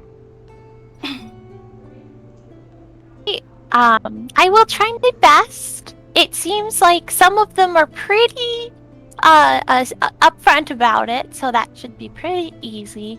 I'll try my best not to bring you up until I have to, though. Smiley face. Heart. And then it writes back saying, of course. It is lovely chatting with you. Good night. I love you so much, best friend. Bye. And that's all. Can Mimi try to go find a pixie, by the way? I had to do some damage control. Boy. Tell you what, go ahead and roll me just a flat d20. We'll call this a luck check. Higher than a 10, you find a pixie. Anything lower, somebody else finds it first. Oh no, okay. Oh, it's a 12, thank God. So you, as you exit through, you find a pixie tucked away in one of the corners. I am gonna kneel down and be like, hello, darling. Oh, also, you look lovely. You're just adorable. I need you to maintain some of this, okay? You're working on my memoir. That's, if you'd like to, I'd be happy to pay you, but if anyone asks, you are. Also, that little number you're wearing, it's adorable. That's called a syntax, if anyone. Oh, I've never heard of that before. My mom's just made it out of a sheet. Yeah, when you split it in the middle like that, it's called a syntax. So Yeah, but it has been just a delight meeting you, and I cannot wait to see where this adventure brings us. You too. But yeah, we can sit down and talk about it if you'd like to write a memoir about me. But yeah, if anyone asks, you've been working. Yeah, I mean, I usually just tell people stories for free, but if you want to pay me, that would be cool. Aww. I'm gonna give her just 2 golds and be like, Nice. and be like, consider it a down payment. My first paid work. She like squeaks and like tucks the Is gold into so a separate precious. pocket, then her coin pouch to keep it separate as her profits. When she says my first paid work, I give her another gold. I'm like, oh honey. Tip! And I tuck that away too. Listen, just any like honesty in your work is very important. I don't know if you're familiar with my works, or what I do outside of like everyday life, but I'm sure we can talk about it, and you can choose whether it's under the name Mora or under the name Mimi. Your artistic liberties I'm not going to sell. Just let your brain go wild. I want to hear everything. Here is a sample of my work, and I pull out what I wrote earlier about Deo, and I give it to you. How much of this is accurate to what Deo's actually like? Oh, I like mean, not at all. Yeah, Deo asked me to like make his horns longer and stuff, and I did. Okay. I'll read over it and I'll be like, oh, well, you certainly know how to express the best in people. That's I don't feel like you need to glamorize or anything when you write about me. Just the whole truth. Whatever you'd like to put down is completely fine. The whole truth. You got it. No, I think about giving her another gold and I'll be like, I'll give it to her later. And then I'll head on out. Rock and roll. As you head on out, Pixie, as you begin sort of writing in, you see Rode as she's passing by in the hallway, and she looks and she waves at you, and she says, "Hello, you're a Pixie?" Yes, that's me. Nice to meet you. I'm Rode, the bronze artist. I don't know if you've heard of me. You've probably heard of my mother, but it is lovely to meet you. Yeah, it's nice to meet you too. I'm really impressed with the work you talked about earlier. Thank you. It's a first sort of a big project that Tior had asked me. Congratulations! To make. Well, thank you. I've built vehicles and other smaller vessels myself, but this is the first sort of massive one. Massive. It is the smallest of the sailing ships out there, but it is still capable to carry a group of adventurers such as ourselves. Definitely still massive in a way if it's your first big thing. Yes, truly. It is wonderful. I was so fascinated. I had chatted with most of the other heroes, and most of them, I know that they align themselves with one of the gods. I myself align myself with Perforos. And of course there was Thassos. He aligns himself with Iros, and Hellas. She sort of left in a bit of a huff. She just aligns herself with Thassa, and Azora. I don't think Azora aligns himself with any of the gods. But that was something that I wanted to chat with you about, because it seems that I've heard of your magical capabilities. But correct me if I'm wrong.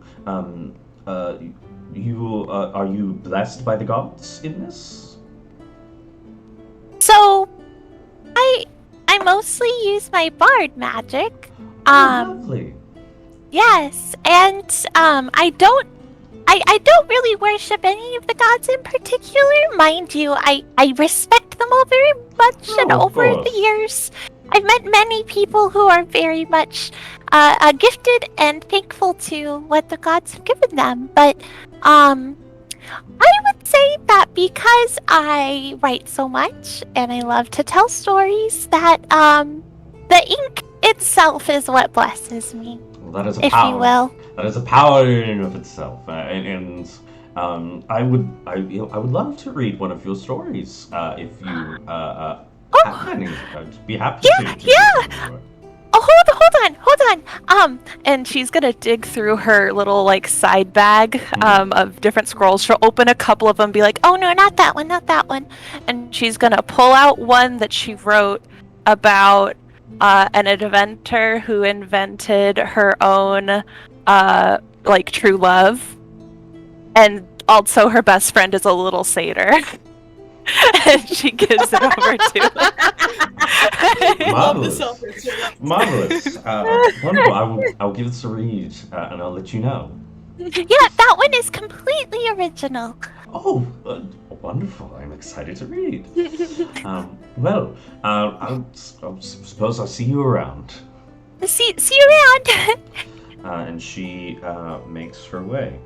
Marvelous. So, we'll jump forward in time here as the night goes on. And for those staying in Tior's home, you are, accounted with lovely dinners and the wine that you can have. Deo, you learn that the wine was given you was not alcoholic wine, but it was a. Yeah. You eventually learn throughout the night that it was essentially sort of a mock wine, but Whatever. and Vessi. Take you out on your 21st, bud. I was gonna say, meanwhile, cut to two idiots in the tavern. That's like, right, yes, and Vessi and Solstice are having an absolute blast. The night descends, and as the sun sets and the night resets, for those unfamiliar with Theros lore, the way that the night sky works is miraculous. It is a reflection of Nyx, the realm of the gods themselves. And the stars themselves, unlike our stars, they change every night. Where ours works on a simple rotation, the skies of Nyx change constantly, depicting many myths and legends of Theros' past, as well as emblems of the gods themselves. And within the night sky, you all see symbols of your gods, knowing that you are heading out on this miraculous and dangerous journey ahead. The symbol of Iros, a four-winged helmet. The symbol of Nylea, a bow and arrows piercing across the sky. Symbol of Thassa, a wave crashing along the sky of Nyx. And the symbol of Karametra, a cornucopia of food and bountifulness. You also see Kyranos, symbol of the storm eye, residing over this wondrous journey. As the night descends and you all take part in merriment, whether that be relaxing at Tior Stormmane's Manor, or having a blast at one of the many fantastic taverns down in Melatis, I need everybody right here to please give me a perception check. Ooh. Oh boy. Pikey, you want to bless and make this be a terrible roll because that's how you are. Yeah, you will. Oh yeah, baby. Oh, this is so good. Alright. 19. 19, okay. Oh, Pikey, you 9. did your best, honey. I got a 24. 24. Woo! Okay. Oh, well, hot shit. Okay. Well, So I rolled a bad number because of Pikey, but I have a +8. Jeez. So that's a 14. Mhm. 14. I've got a hey, plus that's what I 7. have. Hmm. Hell yeah. And then Mimi, what'd you get? 9. I love that Icy Nice. just gave me a guidance for So- the next rat roll. Pikey, give me all the help. On either sides of Melatis, Pixie and Solstice. simultaneously as the night is going on, you all are partaking, having a grand old time wherever you are. As you are happening, perhaps you are conversing with others, whether it be in the tavern or in the manor, but as it happens, everything goes silent. You watch as people, what appears to them that they are talking and speaking, but no sound is being uttered. There is no hearing of crickets at night. There is no clanking of drinks.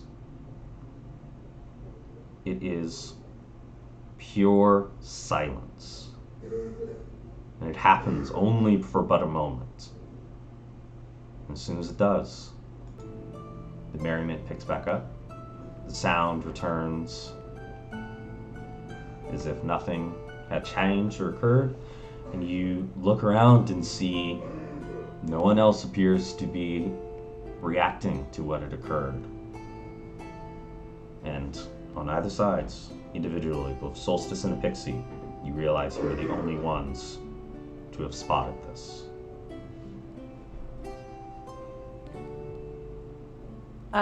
Pixie's gonna pull out her ink-stained paper really quick and just ask, Did you happen to notice anything weird? Because everything just went quiet. I'm kind of scared. Your writing disappears, the paper writes back. I did not. I am not where you are, so I cannot understand what occurs. Oh, okay, never mind. It was probably just me being weird. Bye, I love you. I'll roll the paper back up and tuck it away. I'm gonna go over to Vessie, wherever Vessie is, and Dancing on the bar. Dwarves. Yes, girl. Doing the keg dance, yeah. Yes. Just like, I was just picturing Coyote Ugly. well, I'm Yes, I'm gonna kind of give her the look across the bar, kind of the signal if I need to talk to you. Okay, gents, if you pass out in the next couple of minutes, just try to do it on your side, because I have to go talk to somebody and I can't hear you quite yet. No, So, like, just no, don't. I'm not. throw- No, I can hold my liquor. I know what I'm doing. I wasn't talking to you. I was talking to the dwarves over there. This is. Dwarves don't I pass had out. not had a good night's drink. Man, I love it. What day is it? Tuesday? Marvelous. This is Bessie? why I was talking to. Yes.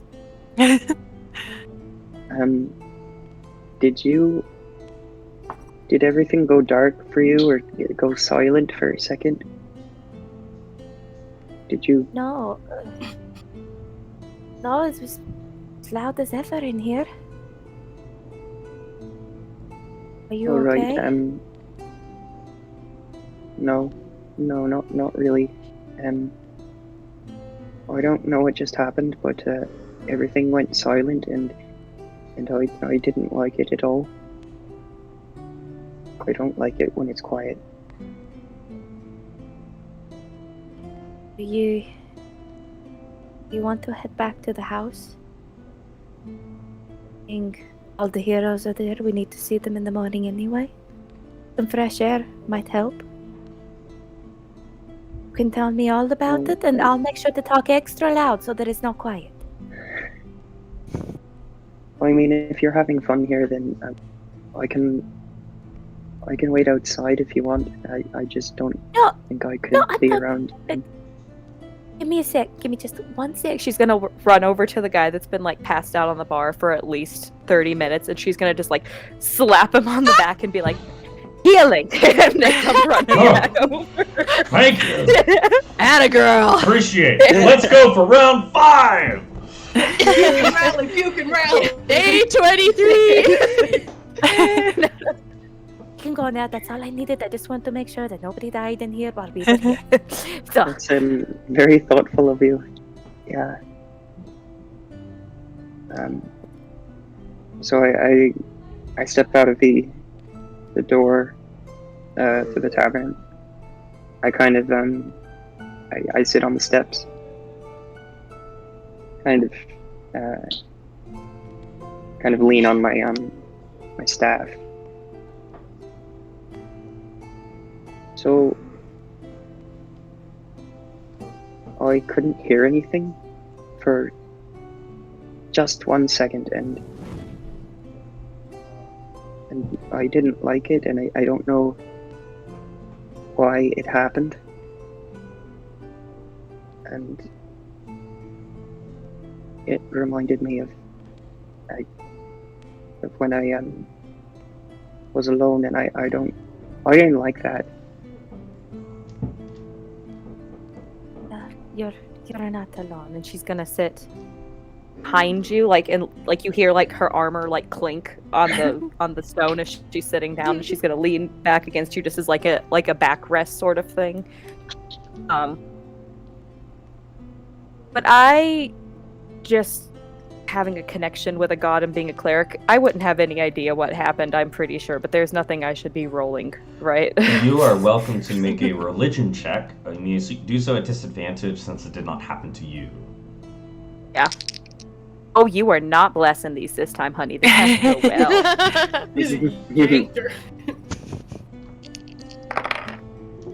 Oh, it's a good roll into 3. So what with your bonus to 3? Finding religion on here. It's a +6, so it goes to 9. So with a 9, the most that it dawns on you is that something like this occurring is not uncommon, or at least not unheard of. What you would loosely interpret this is to be an omen. From who and why and where, that you have no idea. But you would have a base understanding knowledge that this is an omen from something. Okay.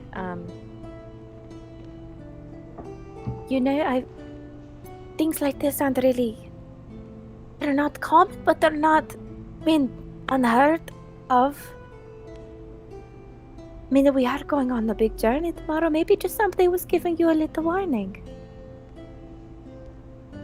I think I've had enough warnings for an entire lifetime, Bessie. I don't want any more warnings.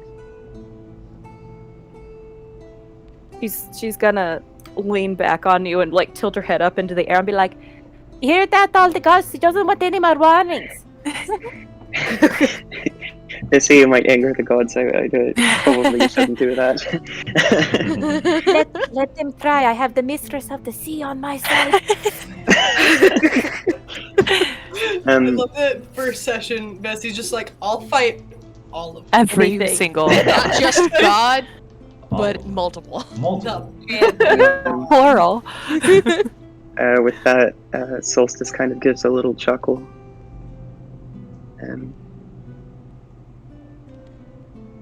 Bessie, if anything happens tomorrow, just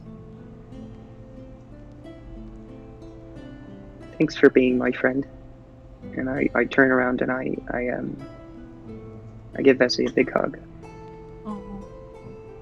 He's gonna return the hug and be like, I'll always be here, even afterwards, but also if anything happens tomorrow, I'll just make a shield out of the little one. Don't worry about it. It'll be fine. Out of Dale? No, Bessie, don't do that. No. And with that, we will descend the night. At what point is this slowly leading to murder? As you make your way. like I told you, she took the fury of the sea as her thing for her Truly. job. That's what she's gonna do. And you all make your way back to the manor home, those who live there. You rest for the evening. You then arise the next morning as Tior makes his way to each of your rooms and says, "Yes, Mimi." Just before we go to bed, like, I have a little bit of a ritual she kind of does. Yeah, let's hear it. So, essentially, like, she's gonna, like, sit at her bedside and open a little, like, almost diary that she has. And inside it, she has a pressed rose that is from the garden that she grew with her mom. And it's from the first rose bush she, like, grew herself. And just places a hand on that and out a prayer to Karametra just to bless the travels tomorrow and, like, thank her for the blessings of the day. And then puts that away, and she's gonna pull out this letter that's pretty old that she just keeps with her all the time. And she'll read through the letter, kind of hold it to her chest, and then tuck it under her pillow. Nice. That's it. Nice. Any other lines of business before the day begins? No, but whenever he's coming around to wake everybody up, there's just like the Roman equivalent of like a sticky note on the door that just says, "Out for a swim, get me from the harbor." Girl. Get me from the harbor. Love that. I just picture him in like one of those like fishing nets being like, "You can't take me alive!" With like a weird like sword sticking out his like the crab with a knife, like the human personification of a crab. Yes. Oh, she is the crab with a knife. Why does everything in our campaigns come back to a crab? Back to your crabs, hey. With a knife. Fun. It all returns to crab. So, Tior goes to wake everyone who's there at the manor. You all start to basically take an Elliot sort of chariot down towards the harbor itself. And as Tior exits and sort of has he has also several other chariots that are like stocked with like materials and resources for the journey. He looks over at Charez and looks and he says, Charez, if I don't return from this journey, the manor is yours. And Charez goes, as it always is, and Yay! What a duo. And they all sort of gather up, and you start to make your way down into the Meletian Harbor.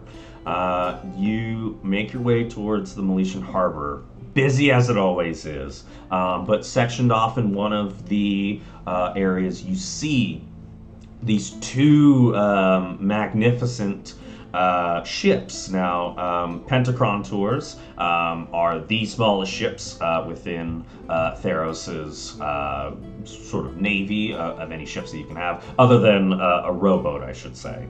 But out of the sort of main vessels that can carry across the sea, the Pentachrontor, in this instance, the Autochrontor, is the smallest, and it is apt for an adventuring party. Two of the boats lined up. Tior has sectioned off Hellas, Thassos, Rhode, and Azora to be on one ship, and all of you, as well as him, will be on the other ship. Can we have Thassos? I got plans. you see Tior just says, we have to separate, but certainly we will journey back when the moment is right. And he sort of hands over this little stone, and he hands it over to Hellas, who's the woman resplendent in the blue robes. And he says, this should allow us to communicate across the ships, should we need it. Hellas, she just nods her head, takes the stone, and puts it away. And you also see, as you all are arriving there, you also see another individual. They are standing in front of both of the ships. They have this sort of like makeshift altar, sort of like a mobile one that they have like set up and made. They are dressed in these sort of green and reddish maroon robes. They have this massive staff that sort of etches out into like a horse on one end. And they have a sort of like veil covering their entire face. And you see Tior makes his way over to this individual and says, Demos, it's good to see you. Are the ships blessed for the journey? And you see Demos as they turn their head to look at Tior. They nod their head. Yes, and Tior says, Excellent, excellent. Well, we should be making our way. Loading up the ships. You all want to do anything or say your sort of goodbyes to the other sort of group of heroes that'll be on the opposite ship? Epixie's going to go over to Road and just say, I don't know if you finished that other one yet, but if you want some extra stories for the trip, just let me know. She looks at you and she goes, "Oh, I'm still reading it, and it's lovely thus far, and I'm enjoying every moment of it." Can I roll an insight check? I'm gonna roll an insight check. For those that want to roll an insight check, you are welcome to do so. You know what? I'll say it this moment so that I can also roll insight. The Vessi hauls herself out of the water onto the pier and is wearing her wrap secret tied around the rest. Yeah, 18. She's in the 18? equivalent of a bathing suit 16? and is carrying 16. her clothes wet. And she just glances over and looks for an insight. Oh yeah. Did you get to the part where I describe how the inventor touches the hand of the invention and there's an actual electric energy because it actually gets shocked and then it's romantic? Well phrased, I must say. Yeah. What did Vessi get? 26. 6, okay. Deo, I don't know if Deo was rolling insight, but I don't think he cares. It's probably just not. dripping wet, blue woman in a bathing suit just walking, just going. Mimi, you kind of get the sense that Road is. I would say Mimi and Solstice, both of you kind of get the sense that Road is trying her best not to show her. I would say you get the sense that she's trying her best not to show her true feelings.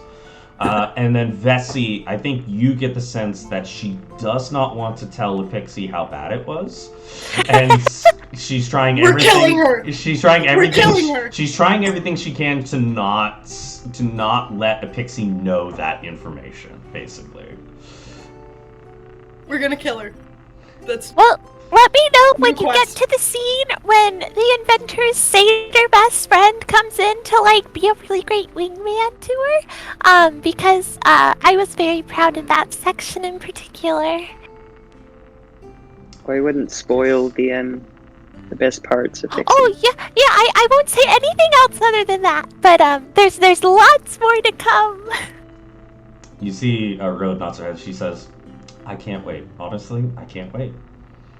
I am so glad. Thank you so much. I do take critique afterwards. But nothing too Jane mean to because catch I you will up. We're cry. killing this bitch.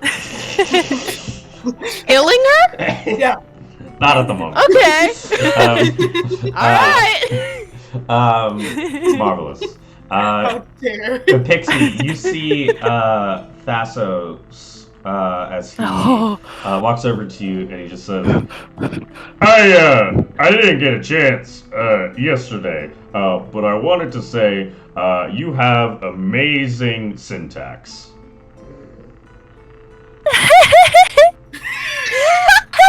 You're so thanks. I gotta get on this shit. And she goes. Safe journeys. Sure You too. we'll see each other again. All right. Yeah. thanks her way. Vessi, I could watch an hour of that. Vessi, you watch as Hellas, who's the sort of bald-headed woman, as she makes her way over to you, and she says, "Well, I hope that our journeys should bode well for such a task. Hopefully Thassa shall guide our ships to where we need to go.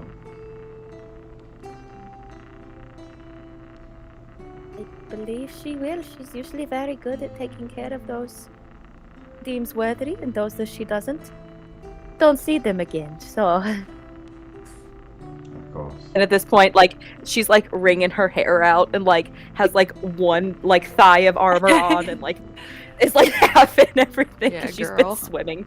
Of course. Like it's the complete opposites of like prim proper. Yes. Of course, of course. Well, I wish you well, and hopefully we see each other again.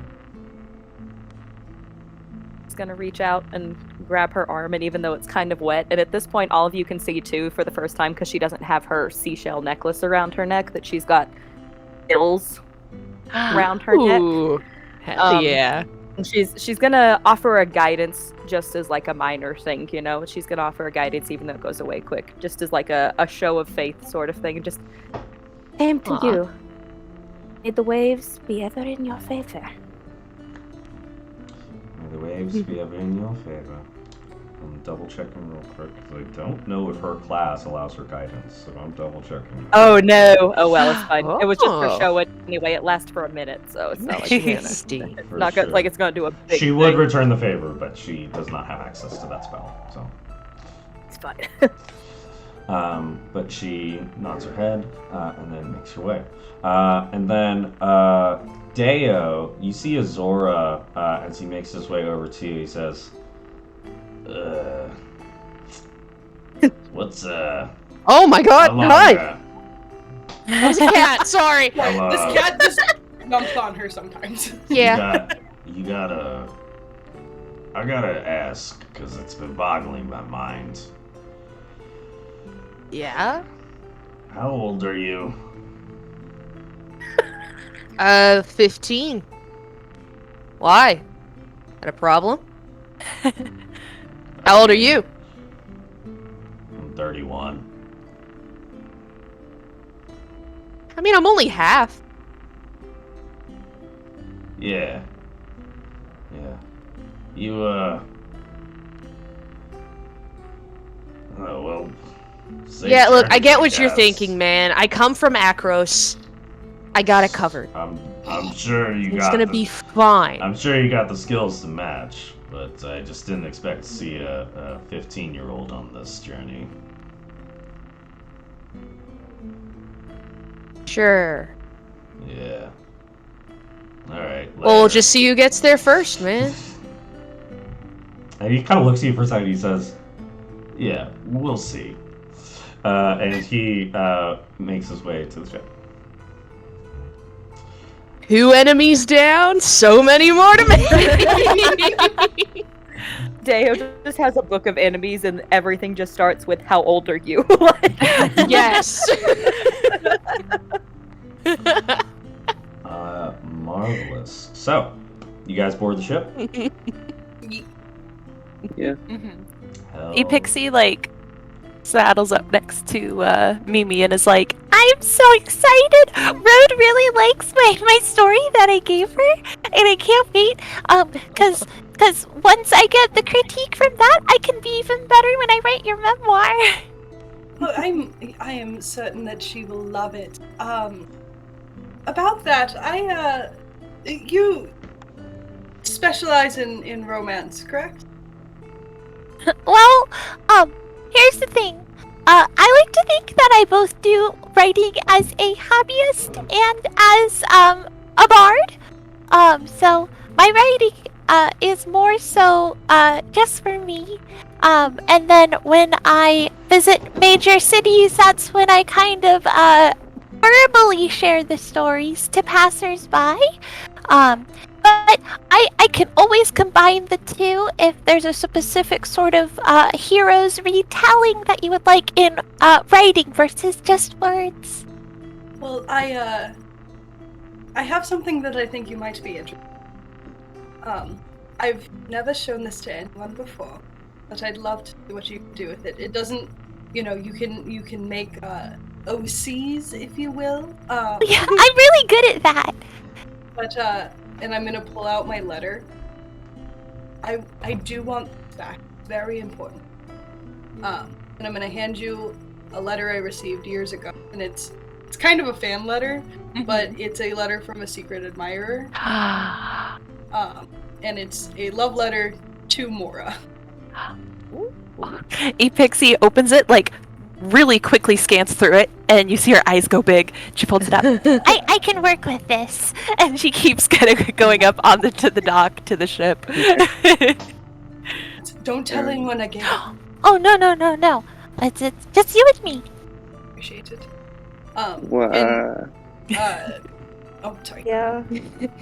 Mimi is also today, like, she's not in the long gown or anything like that. It's more her gladiator sort of garb with the leather armor, and she carries a helmet at her side. She hates wearing it because it covers up her hair, but if need be, she can put that on. She does it for her shows, but she's like, I'm gonna get messy anyway. Bessie's gonna go and saddle up next to Solstice, but you're about to do something, so do your thing. Solstice is before boarding the ship. Solstice is going to take her staff and kind of draw the sigil of a willow tree upon the ground, and then board the ship. Nice.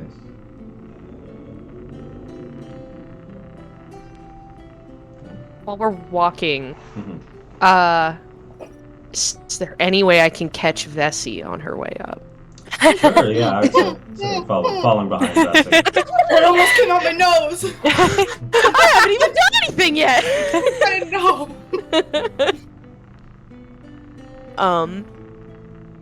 Then he'll kind of side up beside you and just, like, kind of looking forward, like, with this resigned look. Just say, like, what's your name? You share first. The long one or the short one? Short one. Thank God. Deo. Essie. Cool. Sorry I, like, just called you too pretty to be here. That was really shitty. And now I've had multiple people tell me I'm too young to be here, and that kind of sucks. So, like, I feel like I shouldn't have done that to another person. Not that I think you're too pretty to be here. I mean, like, you're alright. But... She's gonna pat you on the shoulder and just give you a little guidance and be like, he's trying. Children. Like that kind of thought. Like, it's okay. For the record, I wasn't saying you're too young to be here. It's just throws me off when there's a child in the room and then you're stealing things from people and... Look, I'm not a child! You're 15. I mean, Okay, Little that's- Mermaid. What's your name? It's a child. Everybody is a child until they hit 18. Then they're adult. Well, technically, I'm still Fair. a child, so. Huh? But you're different. You're different because you're...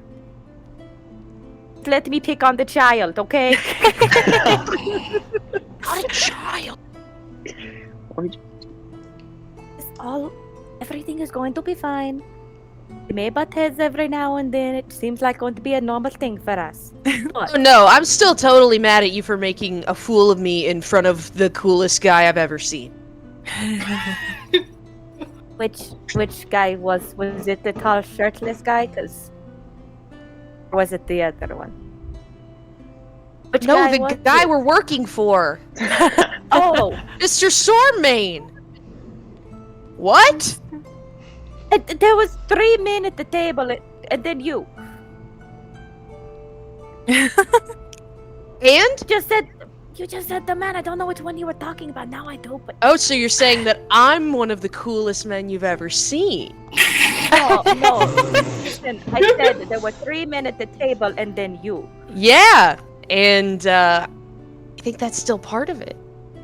Don't push me. We're still on the ramp. I can shove you into the water.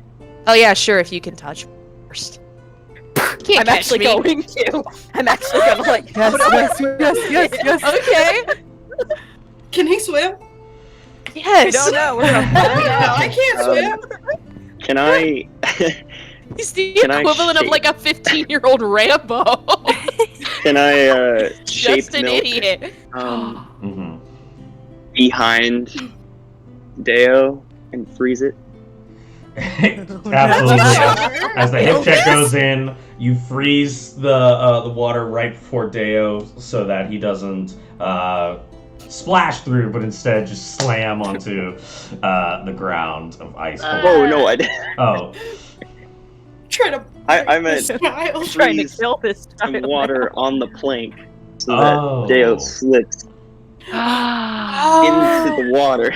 I see. You're pulling a bone and being like, Dale, go ahead and give I me see. a dexterity saving throw. We'll do it. What Solstice's Okay. spell save DC? Spell save DC 17. So the DC is Okay. 17 for the dex save. Roger. Okay. I need to roll like an... And I got a strike or 17, baby.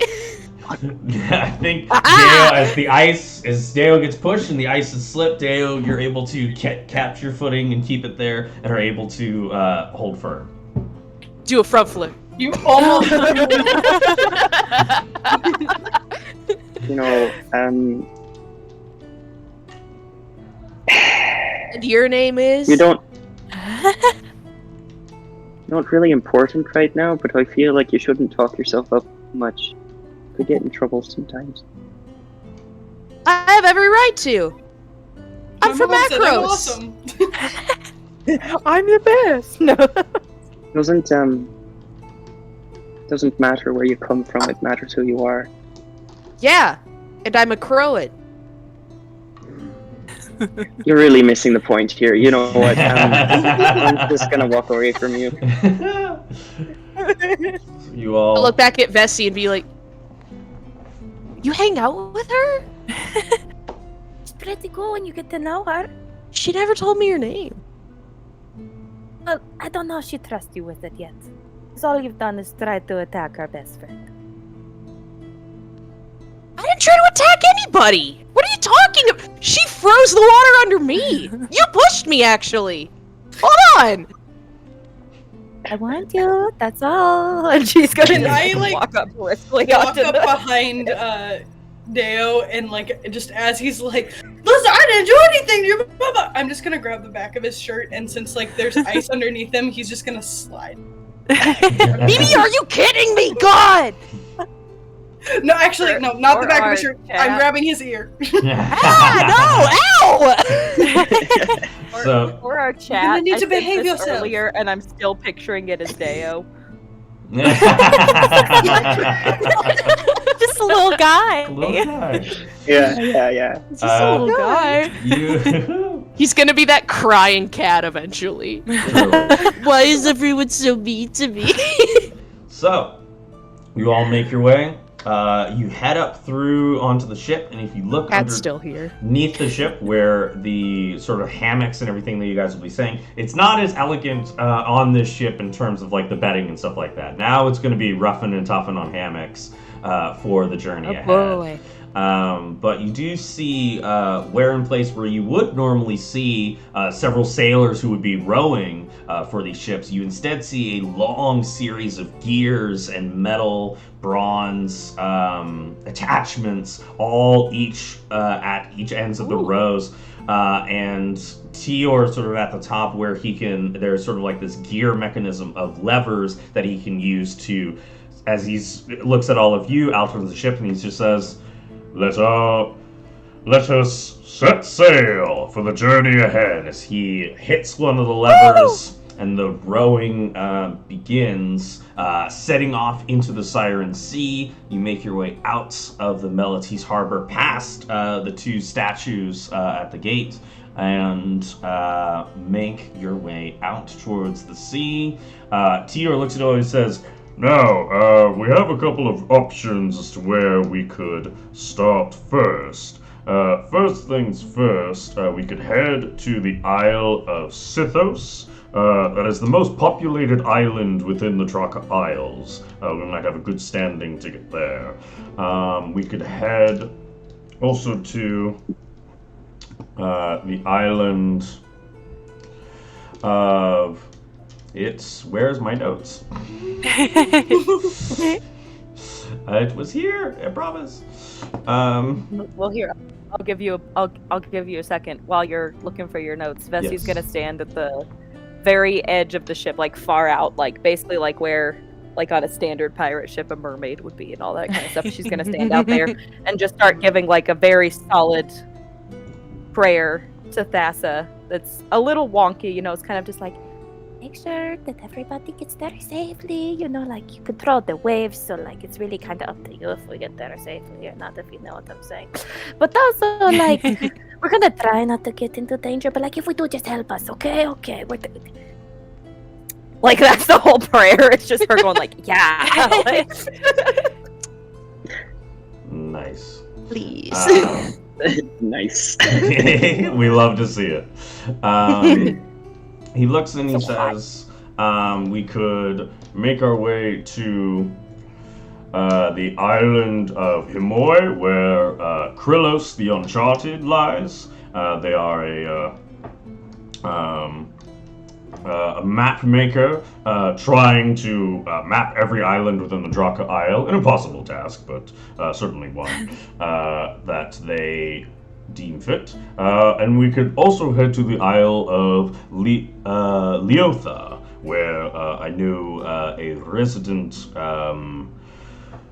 ancient dragon turtle by the name of Leotha, who would have primordial knowledge of this island that could aid us in that.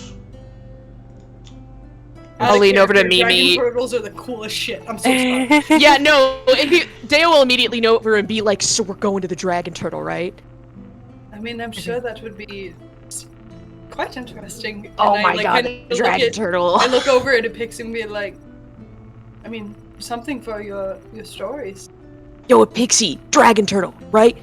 yeah, if Hell that's what you guys yeah. want to do, I'll vote for that. Hello. I hate to say it, but I'm going to agree with the little one on Dragon Turtle. They're cool. Marvelous. Well, Alright. Leotha it is. Solstice is that our like, whole yeah. decision is just Yep. Dragon turtles she's are there cool. quiet. Just, yeah. Yeah. Me at the zoo. Leotha it is. Well, we shall set sail, and you continue out into the Siren Sea. Now, real quickly, we're going to fast forward in time a little bit. We're going to fast forward for about 5 days. So, obviously, of course, any long rest would occur during that time, so spells and all that gets, recharged and everything. Within those 5 days, not much would occur in terms of the sea itself. You guys would be just traversing on the open sea, likely getting a chance to know each other some more, to learn about one another. And are there any sort of lines of business that people would like to do within those 5 days? This isn't about what a pixie wants to do, but I just want to know if it's just me or are some of the cameras frozen on the screen? Oh, goodness gracious. 1 second. Let me see if I can Are fix that. Yeah, they're frozen. So fun. I'm like mid-blink, and I glanced over and I was like, what? Yeah, I'm mid lip bite, so like we're doing really well. Here we go. All right, that should be fixed now. Moving. Oh, for me. yay. Yay! Yeah, it was just Ty and Dan So moving sorry. around, and I was like, oh, you're good. But yeah, any lines of business within those 5 days that you all would get up to? I'm gonna go to Deo, and I'm gonna kind of. I'm gonna tense up. I am watching the ground. I'm gonna take off my hood, and look. I'm sorry about 5 days ago, I believe. We'll say this probably occurred within the 5 days. You can choose however long it took for you to talk. That is such a funny concept. You're alone on a boat with like 5 other people, and you're like, nope. Yeah. Not this one. I just want you to make. I wanted to make sure that you stay safe and don't do something you'll regret. Because you can be brash when you're young, and things can have repercussions. So I just want you to know that. Yeah, I know. Good. I'll sit down. Cool. Like, thanks. That sounded really sarcastic. Thank you. I think that still sounded sarcastic. It's alright. I don't really know the difference sometimes, so. Yeah. Like, I mean it, though. I'm not here because I'm lucky. Like, we fight. It's what we do. So I'm not, here for just myself. Kind of a culture thing, I mean, I still don't know where you're from, but... Or where anyone's from, actually. You know me. I do know Mimi. Alex said Mimi.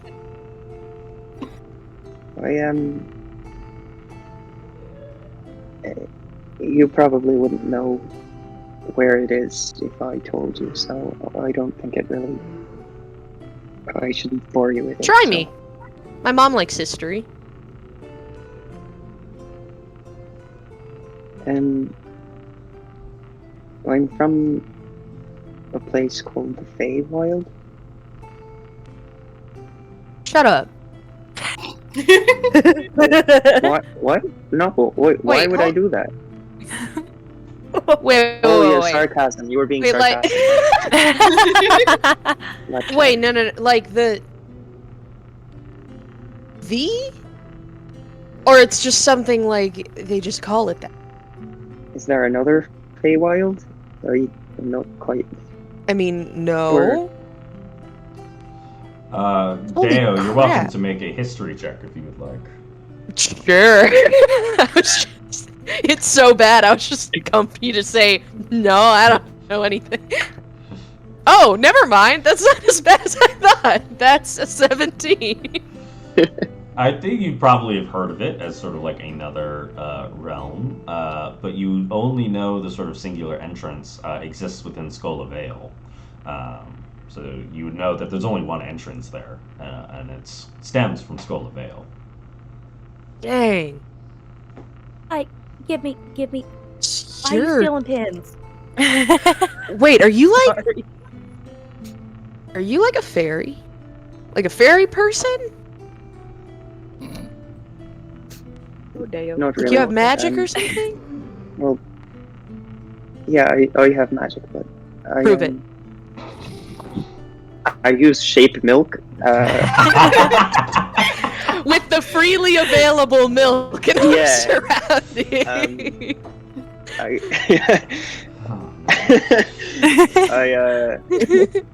Petition I for use wizards shape to make milk. it shape milk.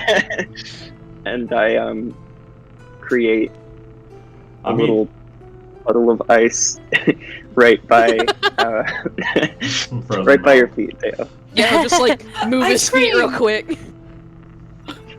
Yeah, I will say Pixie would have asked for a little jug of milk to be brought along. So Oh, if I you mean, want to yeah, actually there's make it without a absolutely, milk, it's yeah, and it's gonna absolutely get gross on really a Pixie's fast. request. There was Yeah. a keg of milk.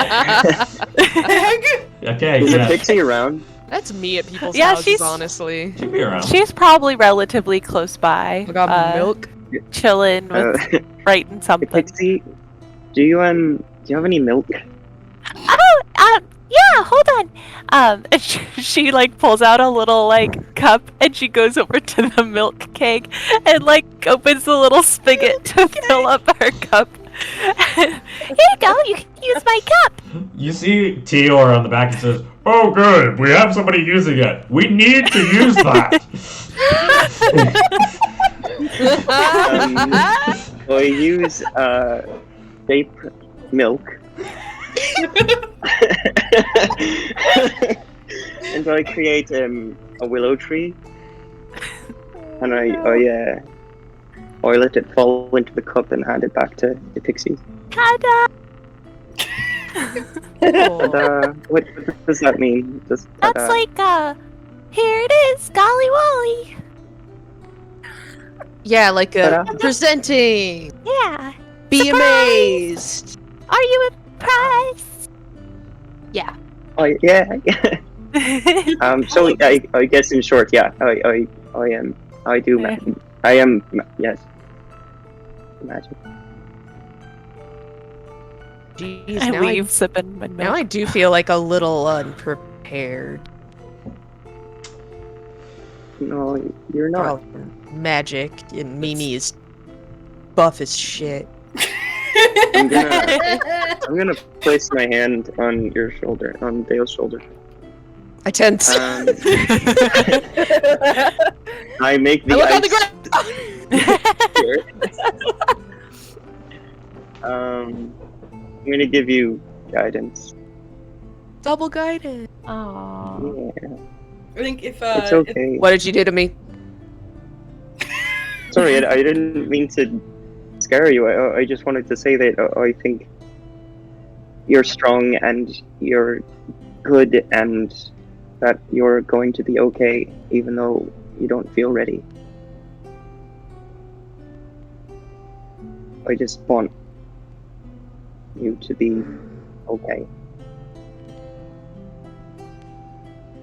Now you sound like my mom. And with that, No, don't. But he'll still if smile Mimi's at you. If Mimi's on deck with them, like I kind of like will head over and be like, you know, I'm not magic either. I just hit shit real hard. Yeah, you That's do. my magic. Like, jeez. But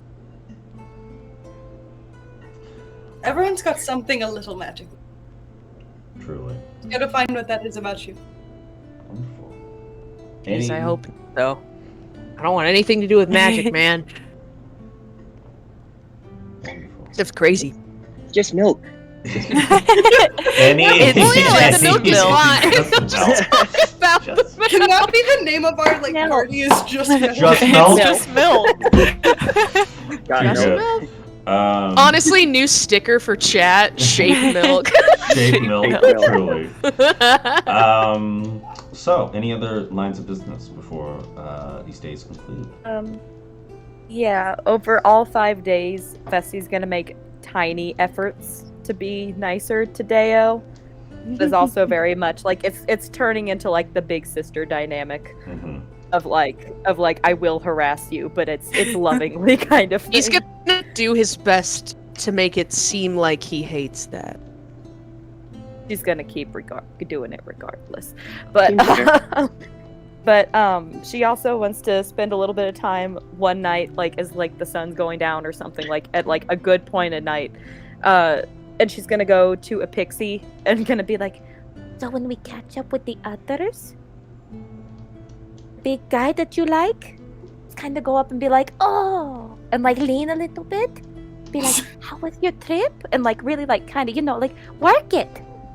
That bitch. Pixie's gonna like watch you like this, and then she's gonna like brush herself off and like lean against the side of the ship and just be like, Put Like this? Put the one shoulder down a little bit. Better. Good work on it. I can You're doing great. practice. Yeah. It's gonna be 5 days of teaching her how to arch her back.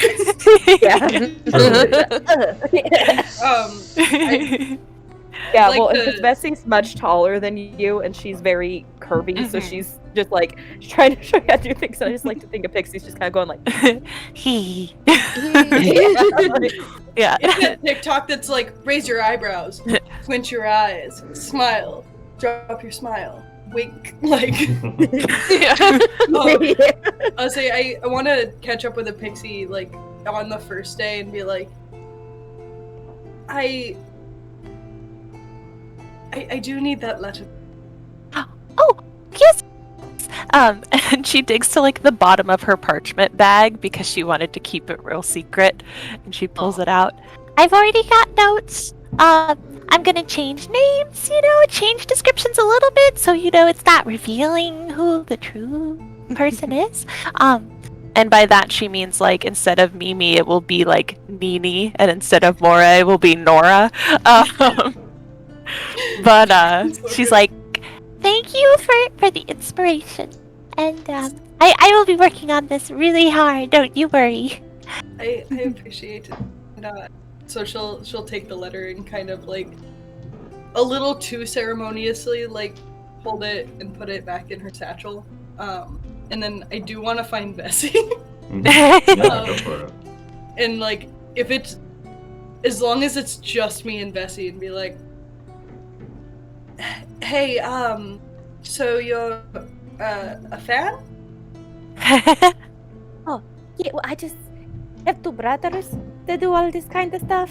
Mm-hmm. I basically bullied them into teaching me how to do all the things, and then I tried to do the things, and then it didn't work. This!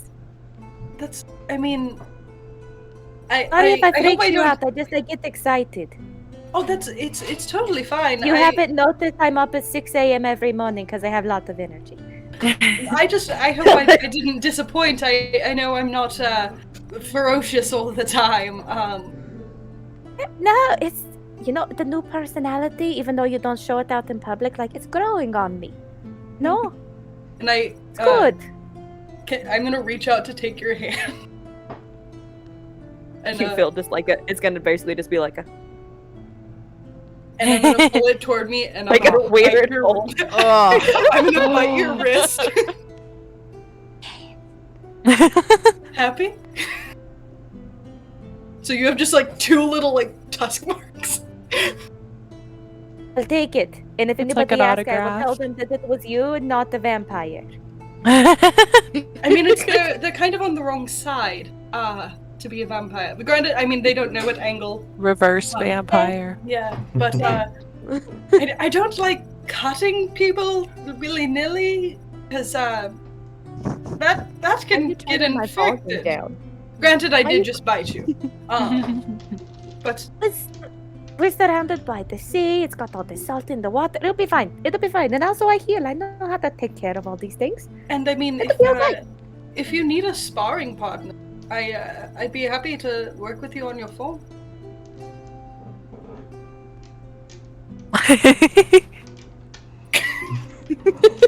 Just for like a long period, just them going like, eh.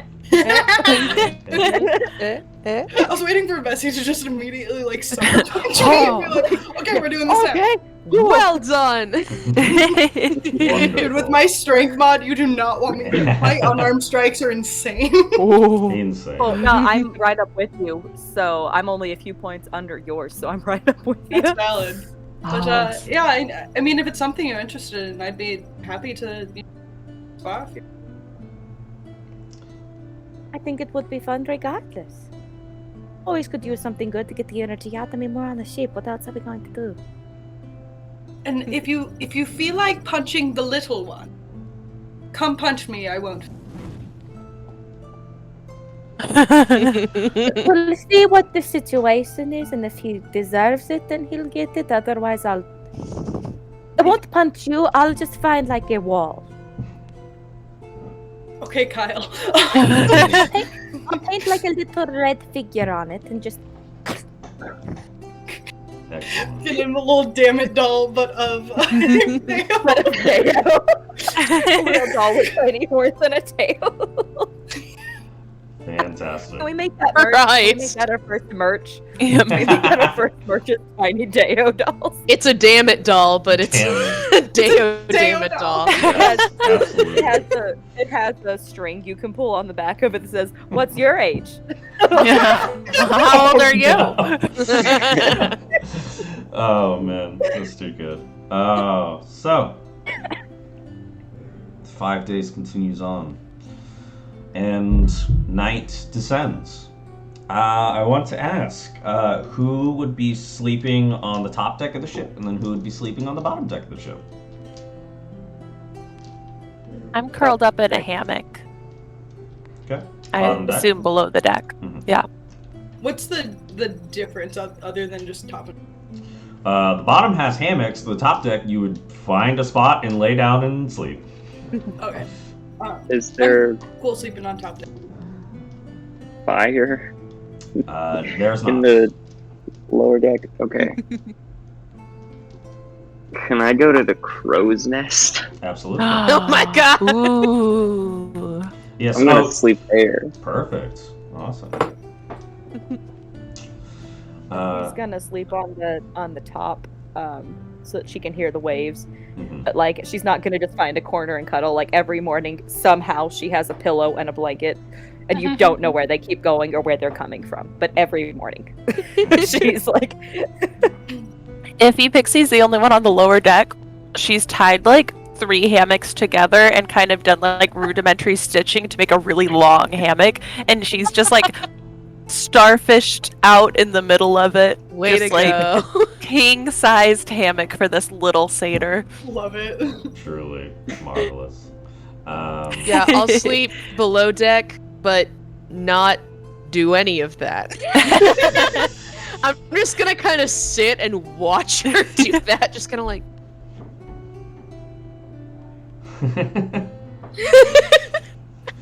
Miraculous.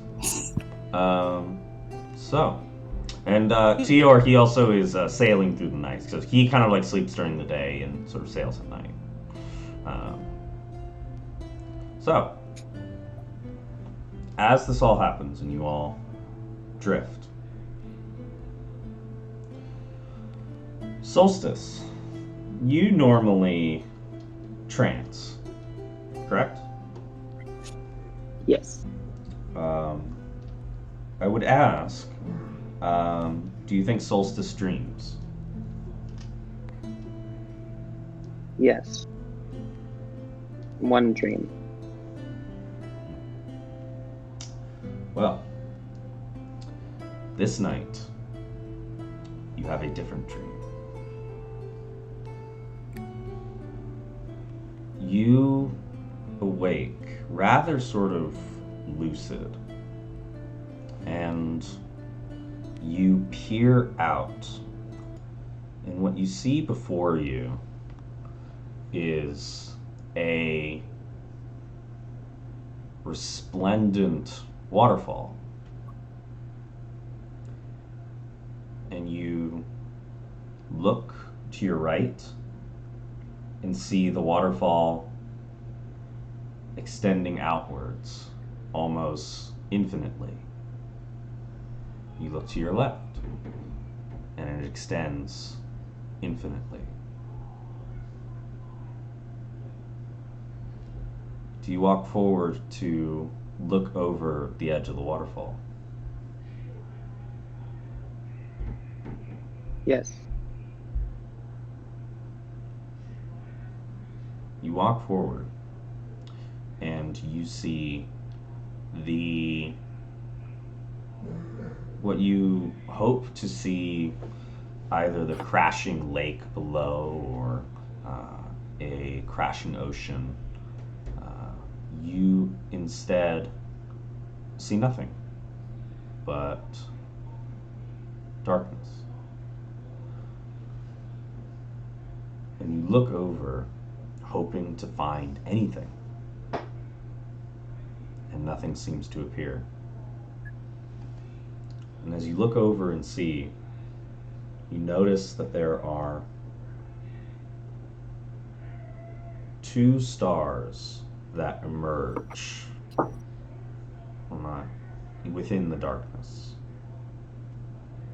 And as you see those first 2 stars, hundreds upon hundreds of more stars alight, turn, and you look, and it is almost as if the waterfall is dipping into the night sky of Nyx itself. And as you see that, you don't feel it, but a moment pushes you over and you begin to descend. And as you get that sensation of falling, you awake. And as you awake, you see that the ship has stopped moving. Up on the crow's nest, what do you do? I wild shape into a giant eagle. Wings outstretched atop the crow's nest.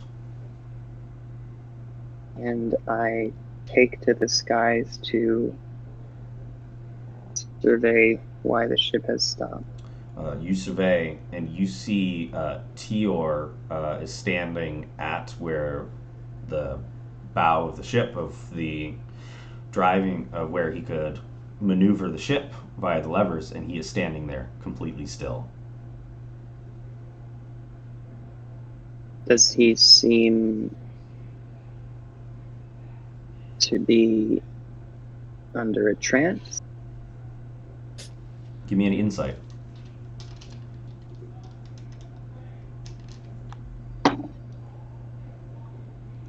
Alright. That is going to be 21. Some type of trance. Alright. I'm going to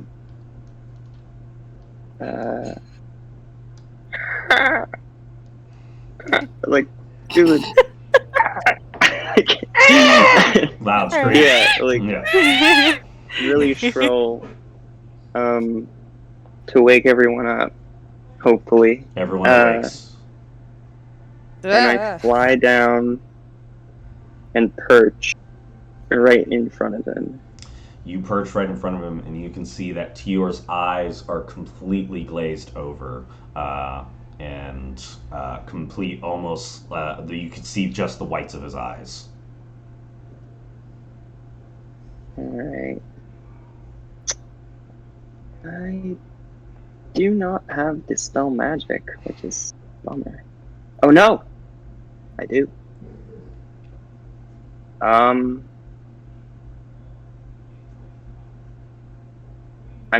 going to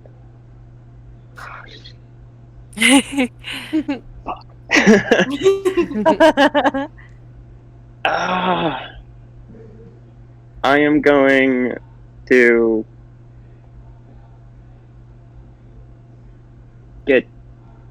go back to my A form. Mm-hmm. Kind of perched on the ledge there. And I will cast Spell Magic. Wonderful. We'll get to that as everybody awakes. What is everybody's passive perceptions? 17. 18.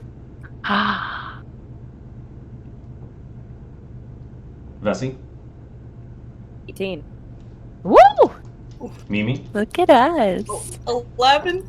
Yeah! So I as just wake everybody... up with the sword and I'm like, ah! I'm like facing the wrong way. Oh, okay, it's burnt.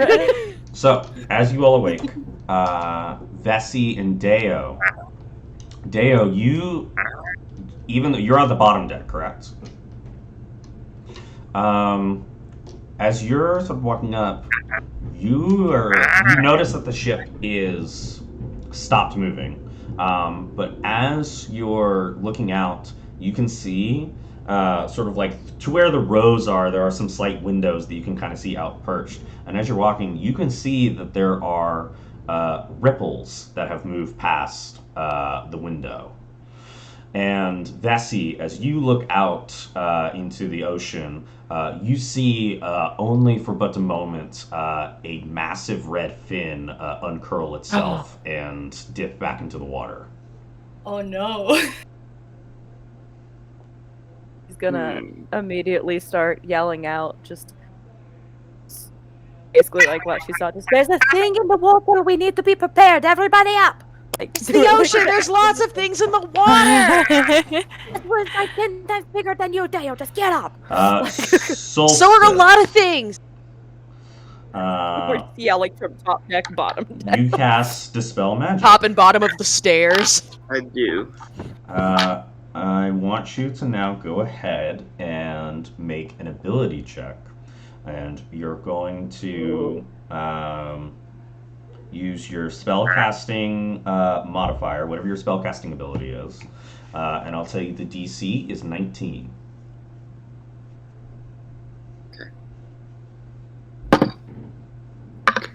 Alright. That is going to be 16 plus 9 plus Your modifier, so 5. it should be your like wisdom. So 16 plus 5, 21? 5. Yes. Ooh. You go A 5 and cast wisdom? Dispel Magic. What does your magic look like as emanates out from you? Out from my hands, it's kind of golden aura emanates, and kind of it looks like 1,000 stars kind of comes out of my hands. Those stars wrap around Tior, and as it does so, and as you are moving your magic around, you can feel that there is powerful magic surrounding Tior at this moment. But in a glimpse, you're able to cut it off, and as it does so, you watch Tior drop to the ground.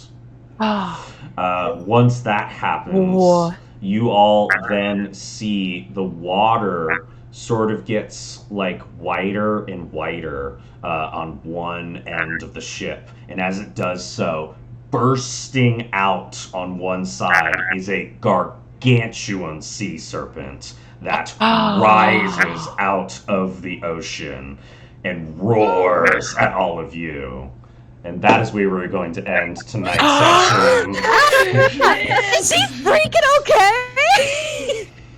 We're gonna find out. Yo, that's our boss. We just got here.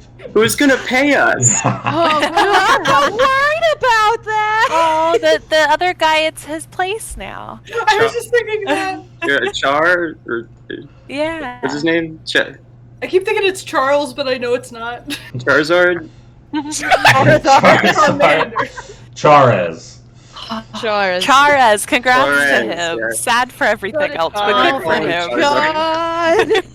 Well, I can't believe I used a wild shape. That was so dumb of me. hey, you know, Okay, but it was cinematic. How could you have Yeah. known? it's all good. But that ends our first session of the Edge of Knowledge. We will be continuing back, not next Tuesday, but the Tuesday after, Tuesday, November 1st. We'll be jumping back in. So tune in to find out whether or not our crew survives this sea serpent attack. Spoiler And I'm already having so much fun. Oh my god. Right? I can't God. wait until then. I've been We gotta playing play Valheim tomorrow. recently, and sea serpents are not a good thing to run into. Not a good So I'm thing. just Right. preemptively so scared. They So- are so hard to kill. So I want to thank all of you for tuning in and watching. It is a blast to have you. I want to thank Misty Mountain Gaming and Rob for having me on for this campaign. It's truly wonderful. And I want to thank all of these amazing players for such a grand old time. I will hope you all enjoyed. And tune in November 1st. We are going to have a more weekly schedule at that point, but from there, let's see if our gang survives. Jumping back in. Mysteries abound. And thank you, Dan. Thank for you, doing Dan. this. That was incredible. Thank you. Yay, I'm so happy more people get to see Dan's Oh, storytelling. you're I've been so so spoiled over the years, and now I get to this share is already it starting with out you so guys. colorful. So because Rob usually says this at the end of our streams, I feel like we should continue it here and let everybody know that if you don't hear it anywhere else this week, we do love you very much. Love you all. You guys are awesome. You guys are great. And we'll see you, Ty and I will see you Wednesday or that's tomorrow, for our Witchlight. Oh, dang, yeah. Continuation. Dang. Yeah. Come back for still air at the end. Good morning.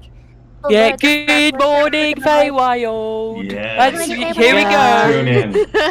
So many amazing streams, you guys, on this channel. Thank you all so much. We love you all. Have a wonderful night. And we'll see you all November 1st. Tune in next time. Yeah. So many stories to tell. Bye. Bye, guys. Aquí se